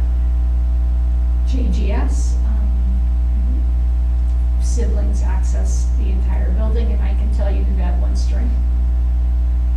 The Pine Derby at JGS, the front doors were wide open. I mean, it was lovely because I didn't know about the Pine Derby and I just walked in and it was really a cool thing to see, but that definitely was not, should not have happened. So I don't know if, when the scouts reserve space, do they go through a rec department or do they, like, do they have the rec department as the supervisor or are they doing that independently? The rec department for the town of Jaffrey does the scheduling just for the community field in Humiston. They're not involved in anything in the school. So it's Humiston, and you need either one of those facilities, you call the rec department. Is there other non-sporting people that use the gym Yeah, facilities? Boy Scouts and Like stuff like robotics that. and stuff? Their robotics is a school group. Yeah, And of course the town with voting, but we'll like the mini way. that's kind of different, yeah. Yeah. That's an automatic. So I guess maybe we could send an invite to someone from the scouts and see if they'll come. Because certainly if we start charging them a fee, that will have a pretty big impact on them. All right. I think there's kind of two parts to this, and part of it is, when you talk about the doors being open and stuff, is the mentality that we're a small community, that's never gonna happen here. That's not right, but that's kind of, we're a small community, everybody knows everybody, it's never gonna happen here. And then I think the other thing is that I think there needs to be, just all of a sudden, we've had this policy, we've had it, but just all of a sudden at the last meeting, now we're gonna do it. I think if we say, okay, we're having a couple meetings and come September 1st, we're doing it. You need to know that.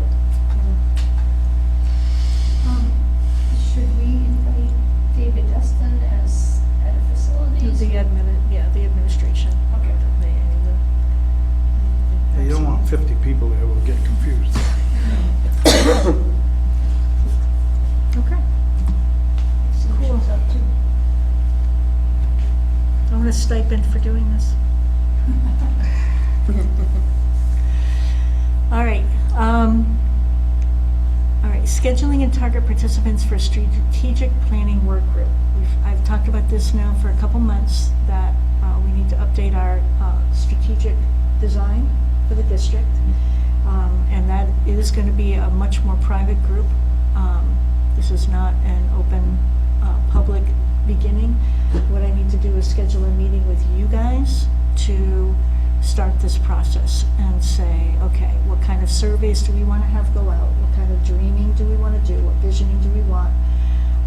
Who then, and talk as a group with you guys about who do we target with that kind of message? How do we get the communication out? What kind of money do we allocate to this? What is the best way to move forward? Ruben gave us a great example of what we did 10 years ago. I'm assuming that most of us will probably start there and just kind of see what we did there. I'm not imagining we're going to have the money to have an incredible speaker come in, an incredible writer come in again to be able to lead us, but maybe that is a direction we want to try to do. So this is an all-board non-meeting, so it is not a public meeting.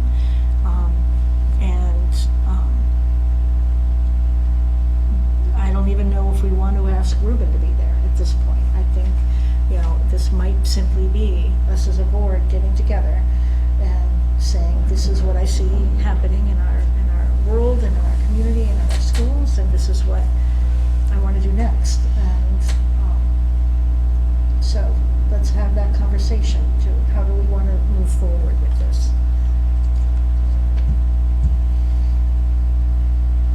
Is there a Saturday that we can get together? I'm picturing a Saturday morning from 9 to noon, where we can really look at what we've done, hash out what direction we want to move forward in, and start putting out feelers for best case scenarios and best routes.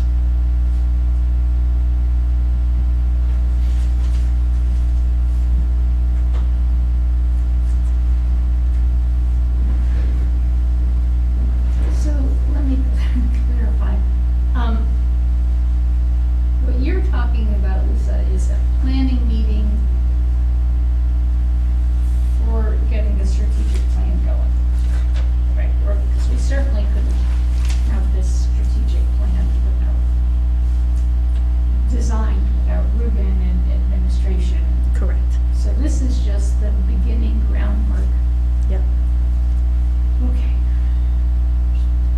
can ask the administration to be there with us. It's just, this is what the board does. Like, this is what a school board does. A school board, you know, helps really create the vision, show how we're going forward. This is our time to do this, and we are heading into such a more, like, nothing in our finances in the state are gonna get easier. Nothing in, no direction that we can see is gonna move us into, how do we grab, you know, how do we double our population? How do we get more money from the state and from the government? We have to make some really hard decisions, and honestly, that should be done quietly with us for a while. And then we start saying, this is how we want to get input. This is how we, you know, I don't want to just send a survey. The worst thing we could do, here's worst case scenario. Worst thing we could do is tonight get on Facebook and send out a survey saying, what do you guys think? Hey world, tell us what you think about our schools. How do you want them to look? What direction you want us to go in? Like, we have to have some sort of a direction. So let's get together and make that. So is there a Saturday in July that people could get together to do this? Or even in June, even coming up after Father's Day or something? There's not that many Saturdays in July left. I know. Just I know. then the JREA and then the community meetings. And I just threw out Saturday for the JREA. That doesn't have to happen. Like, it doesn't, we don't know when the other kind of meetings. But is there a date people could get together? Or, here's a thought, we could take one of our public board meetings, have a public comments time for half an hour, because that's mandatory, and then have a non-meeting for 3 hours, or 2 hours, or whatever it took, and do it that way. Do it on a night that we're already committed to be here, but have absolutely no agenda. Yeah, I'd be more for that. Yeah, I'd be I hate more to for lose that as well. Saturdays. Yeah, no Saturday. I know, No. well, I have very limited, I have like one in July and one in August that I can do, and then I'm away. Okay. So All right. Monday would be better. Ruben, you really drive the agendas for the board meetings. Do you see one coming up that might be a lighter, like, I don't know if you already know what's gonna have to be on next board meeting, but, I think the summertime gives an opportunity to have fewer board meetings if the board wants to. The board has chosen in the past, although rarely, there was 1 or 2 years where the board said we're gonna meet once a month. Yeah. And so if you kept your 2 a month, but wanted to use one of them, you only got to go once. Right. If you wanted to use like 2 of them or whatever like that for one each month for that Yeah. purpose, then we just, I think the key is to be able to make sure that if there's any, anything to do with finance during the summertime that needs to be dealt with, that we just have the ability to do that. well, how about if we plan the first meetings of the month, of July and August? Those first meetings be strategic planning. At least the first one, I really would like it to just be us, and make it a non-meeting where we're not making a Perfect. decision, but, because I want to be able to throw out ideas without it getting in the newspaper that this is what we're doing. We have to be really creative, and I want to be able to throw out ideas, and if something sticks, then we move it. You know, then we open it up and find the right people to help us communicate and get input from the public. Does that make And sense? If we're looking, if people wanted to do their research and they wanted to look at what our current strategic design is, where would they find that on the website? Again, we don't, can they see the I screen? know but we Can the can public say see it. the screen? Sure.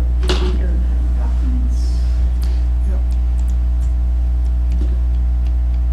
So if you were to go to sau47.org and then go to important links, which is in the middle of that gray bar, and go to important documents.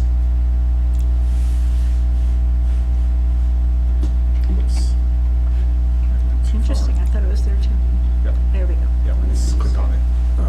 So you'll have some historical documents, some things we've done during the COVID-19 timeframe, ESSER plans.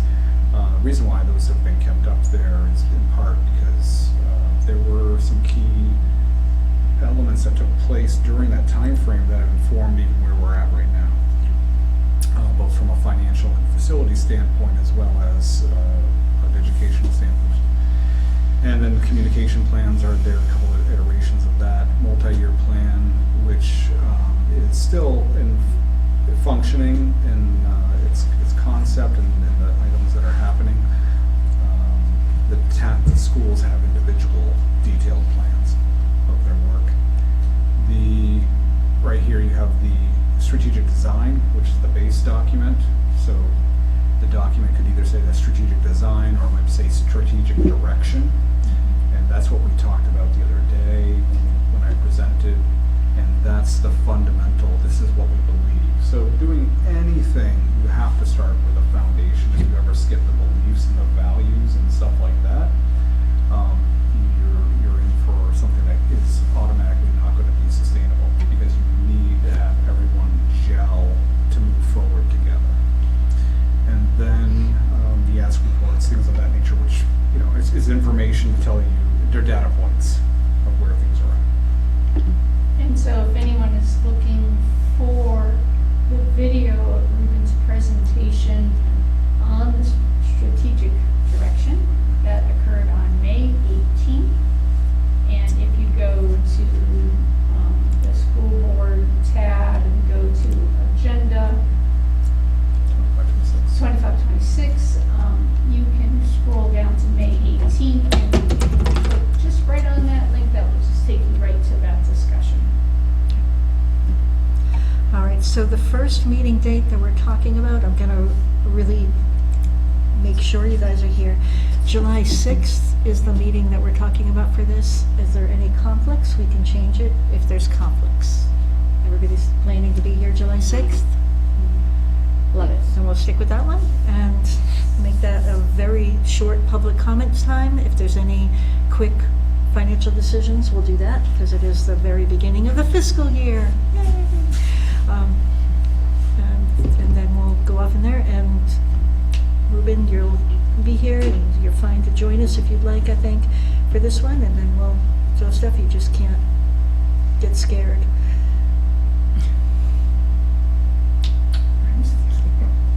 She's scared.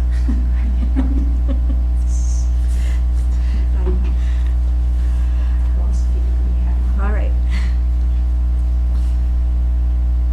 And then we have, all right, the school calendar adjustment is an action item as well. I'll bring that up here and we'll make sure that's posted to the agenda, but I'll post something that's accurate to the agenda later on. I found out an awful lot of people actually watch our board meeting the next morning. So yeah, if you can get it up in the morning, that'd be great. Get the links in. Yeah. Awful lot of people. Oh, here we go. We're All very right. popular. We have good ratings, right? So I have a the friend- reruns are good. Yeah, I have a friend who gets the Monadnock Ledger. I get the Sentinel, and she gets the Ledger, and she's always saving them for me. Say, hey, Lisa, you're in it again. Like, yeah, thanks. Yeah, it's Great. wonderful. Lovely. So there's not a lot of changing, except that I made a mistake on the September and October dates, and so we needed to add an extra day. So you see where this October says 19 days? Well, that's correct. I had 20 days down. Part of that has to do with the combination of having this extra voting day, and we can't take voting days as remote days. That would actually solve a lot of problems to be able to do that, but we're not permitted to. So I did call, before doing this, I called Jaffrey to start off with, just to see what their usage needs were for that date. Was that going to be a heavy date? Did they need to do voting here? Could they do it somewhere else? And that was, it didn't get me anywhere. I didn't expect it to, but wanted to try. So I talked to the JREA, we discussed, what we could do, and so we've thought, all right, just adding a day on to the end of the year, with the high likelihood that we're gonna be going and having a snow day or two anyway and bringing us in there. This changes it so that instead of having a couple of red days, we have a green day here and a red day there. So the last day would be the 14th instead. The other change, that just gets us a number of 177 days. We were at 176. The other change is that after sending this out for more comment, we all looked at it again and said, wow, pre-K misses a lot of days in the beginning of the year and then toward the end. And so, just like this year, they got out at the same time the seniors did, fine. And there is some work that can be done, especially with the special ed pre-K, to be able to, button up the year. And they can also help out with other classes at the end of the year activities. However, the beginning of the year, this year it made sense to start after Labor Day. We have this staggered approach. Labor Day is so late this year that the concept of starting it after Labor Day this year, you're missing an entire week. And so, recommending that we start our 4-year-old pre-K, well, pre-K in general, on the 31st of August. So you'd have 2 days for everyone else to start, and then start pre-K that next Monday, would be the idea. So that's the other change. So it doesn't add any extra, it adds more schooling for our 4-year-olds and some 3-year-olds. Looking at June, can we right now make that last day of school a half a day, please? Because we know we're going to get that question. Yep. Proposed last day. Yeah. So we can Early release. Early release. Yeah. We can put that Just- in like a gray. I'm just done. Yeah. We're going to get it anyway. So that's it. Okay.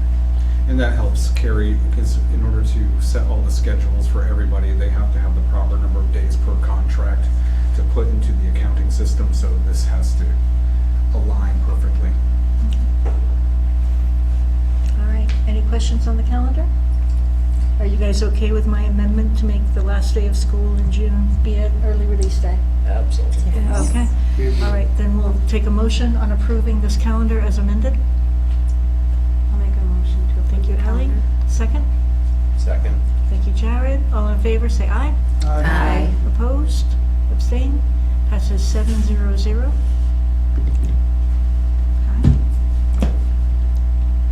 There are no new policies, but I did send out to the board that the spring policy updates have come. So our next policy meeting is on the 25th, and we'll be dealing with about a dozen. A number of them are mandatory ones, so we will have a heavy load to approve. We will wait until the second July board meeting to have a first reading of those, because I really want to keep that first board meeting thing. So, all right, so we'll do that. And is there another public comments? Are we ready, or any other things with that? Okay, we're up to public comments. Anybody online for public comments? Give me 1 second, but there's only 3 people in the attendees, so I'm gonna guess that we're, give me 1 second, but I'm gonna guess that we're not gonna have. Okay. All right, we'll wait.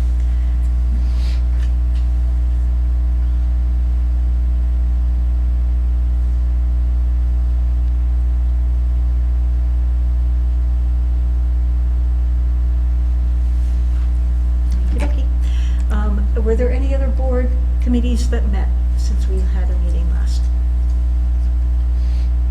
Facilities and finance, how did that go? They did? With pretty much what Ruben covered in his report and covered in that. And we did do a beginning discussion about the transportation issues and the cost of that. But Okay.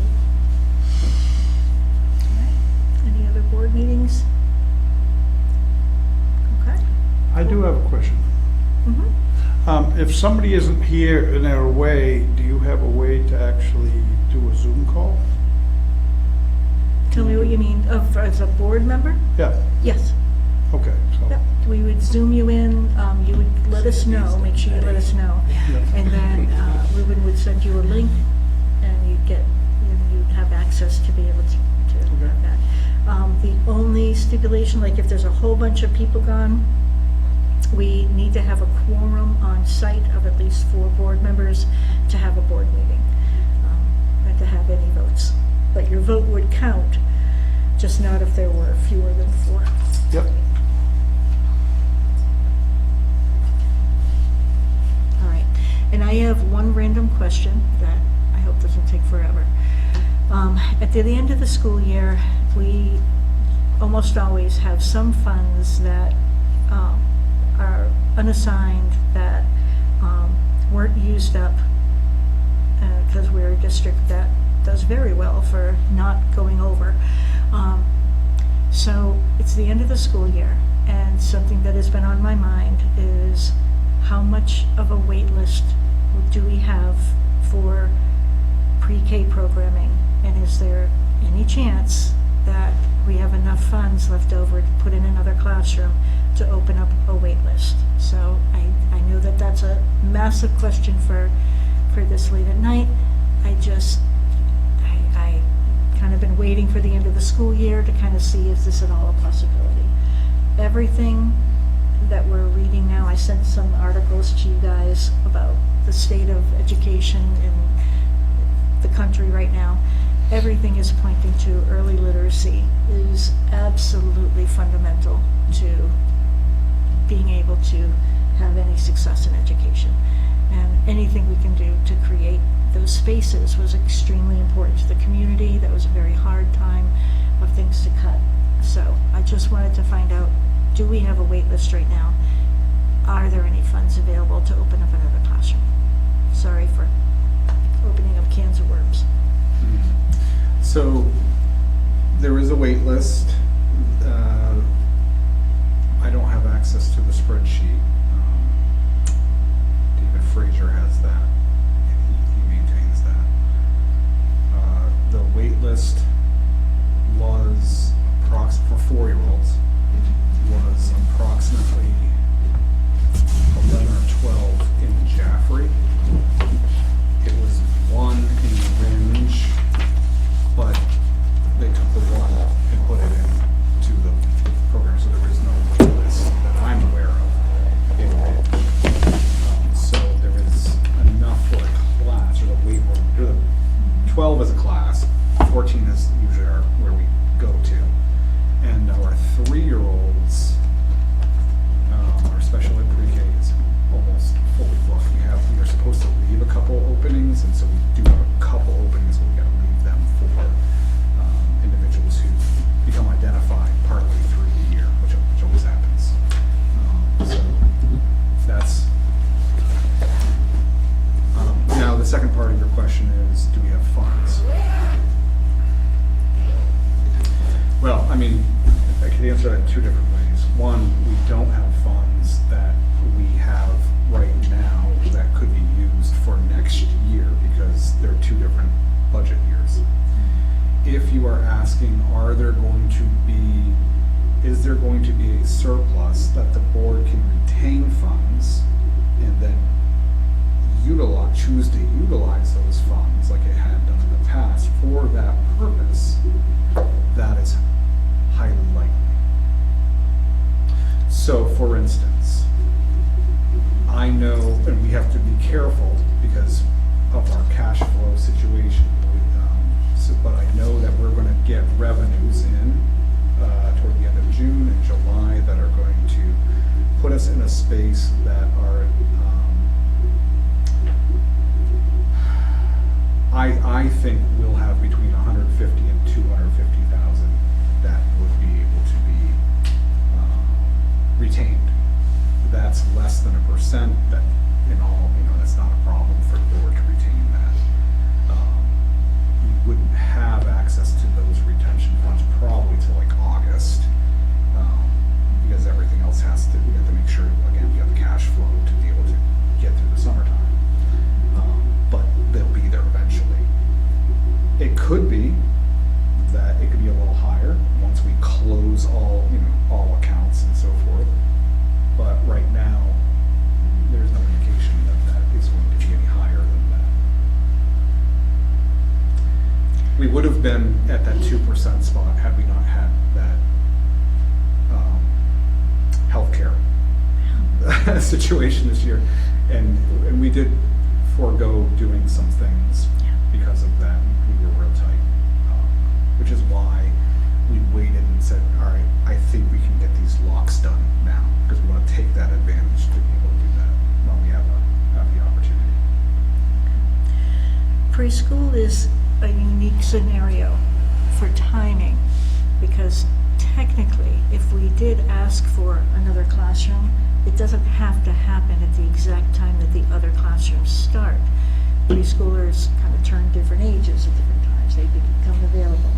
So if we did say, let's use these, and I'm not saying we will, this is something that I know the community really, really wanted, and I know that it makes a difference moving forward for any child to have access to early literacy programs and early childhood programming.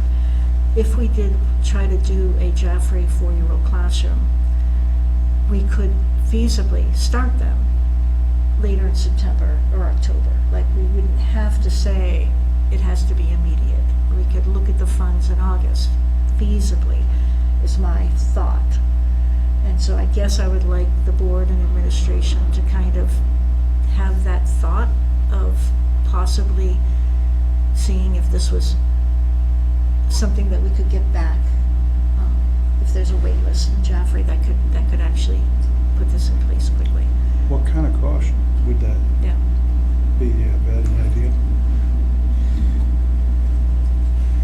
So, He's got his calculator up.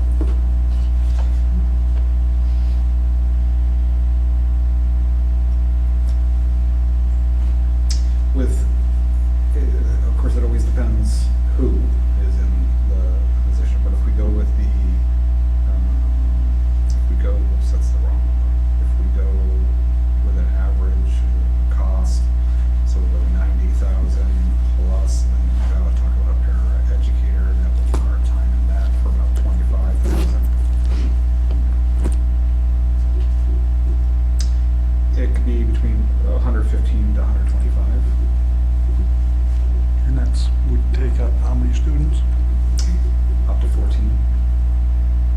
I mean, then if you find if the makeup of the class, because it's not all about numbers, if the makeup of the class functions well, you sometimes can bring in more than that, but we've had as high as 16 before. And we have talked about, had the conversation of having some sort of a charge for pre-K programming. That does need to be part of our strategic workday, that conversation, and the paper play, all of that has to be part of our conversation. But right now, we're not charging, so this would not be a new charged classroom that we could You possibly. charge anything for preschool right now? Yeah, charging tuition. Yeah, yeah, so we don't do that now. We have If to you have add in a conversation. classroom, say this coming year, is that then an expectation the following year that you have X amount of classroom because you had it in the previous year? Is it? It's a discussion that we'd have, right, at budget season as to what you wanted to do. So one avenue is you can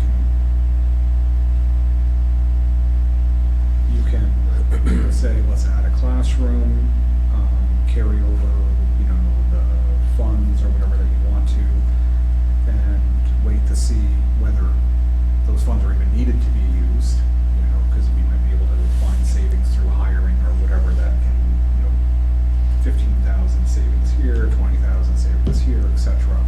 That you could figure out how to put things together. That, again, we were able to figure out how.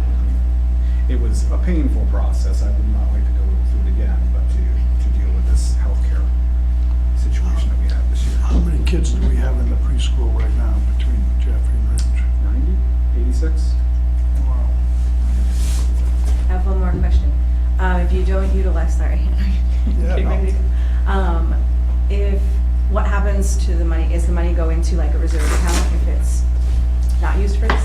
So that goes back to what I shared on the superintendent's report, and that, we'll find out what what happens in a couple weeks, or as to what the law is. Maybe Thursday. Maybe Thursday, yep, maybe this week. But right now, you can choose you have to choose something, but as the board, you can say, we'd like to return all of it to offset taxes for the following year, all right? You can say, no, we have right now 30, I think it's like 31 or 39, I can't remember which one, thousand left in our fund balance retainage that we once had, $1 million.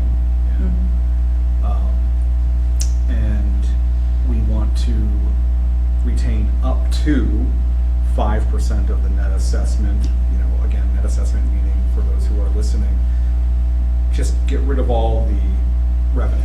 Just get rid of all that stuff and all the federal grants and all the food service and all that. That part of it's gone. You don't do anything with that. The stuff that's raised from taxation.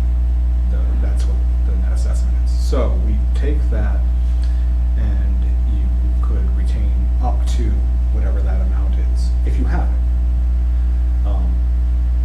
If you have, this law says 3%, that would supersede, that would overtake whatever has been decided by your local community if this goes into play. Still don't think you're gonna have that, but you might have 1% remaining, and you can choose to retain it and, or choose to do something else with it. It doesn't automatically go into an account, and we can't just bring it to the next But it year. would go into like, if we chose to, we could put it in like an unassigned, It would be the unassigned fund balance in retention. case emergency stuff came up. like- That was the That's idea, what- that was the thinking. Okay. Thank you guys for considering this, and we'll talk more about it.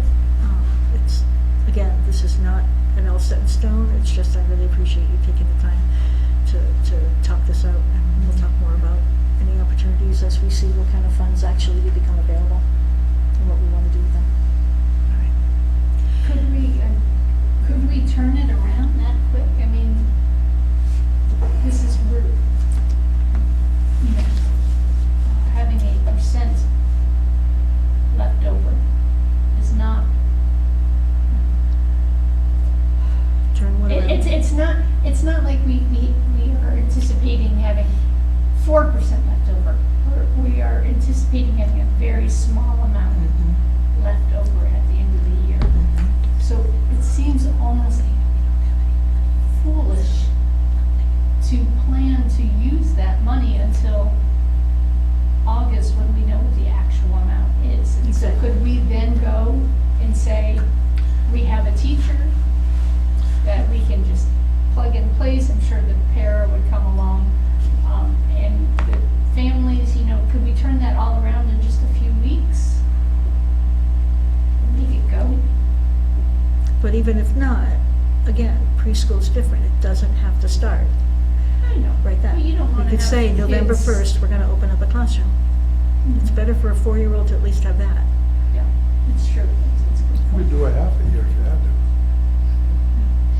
Cut I the think- cost down. I also think it's likely that we may know before August what the number is. It's just that we wouldn't have access to those funds. But we can put our plans in place. And you don't need complete access to all those funds at the beginning of the year, because they can be used all the way throughout the entire year. And there is still a classroom available, should this actually happen. We have space. So space, there's 12 kids on the wait list now. It would take a staff. Okay. I appreciate you guys letting me throw that in. I'm sorry, I know it's late. Thank you. All right, we will take, any further? Okay, we will take a motion to adjourn. So moved. Thank you, Sandy. A second? Second. Thank you, Jared. All in favor? Aye? Aye. Aye. Aye.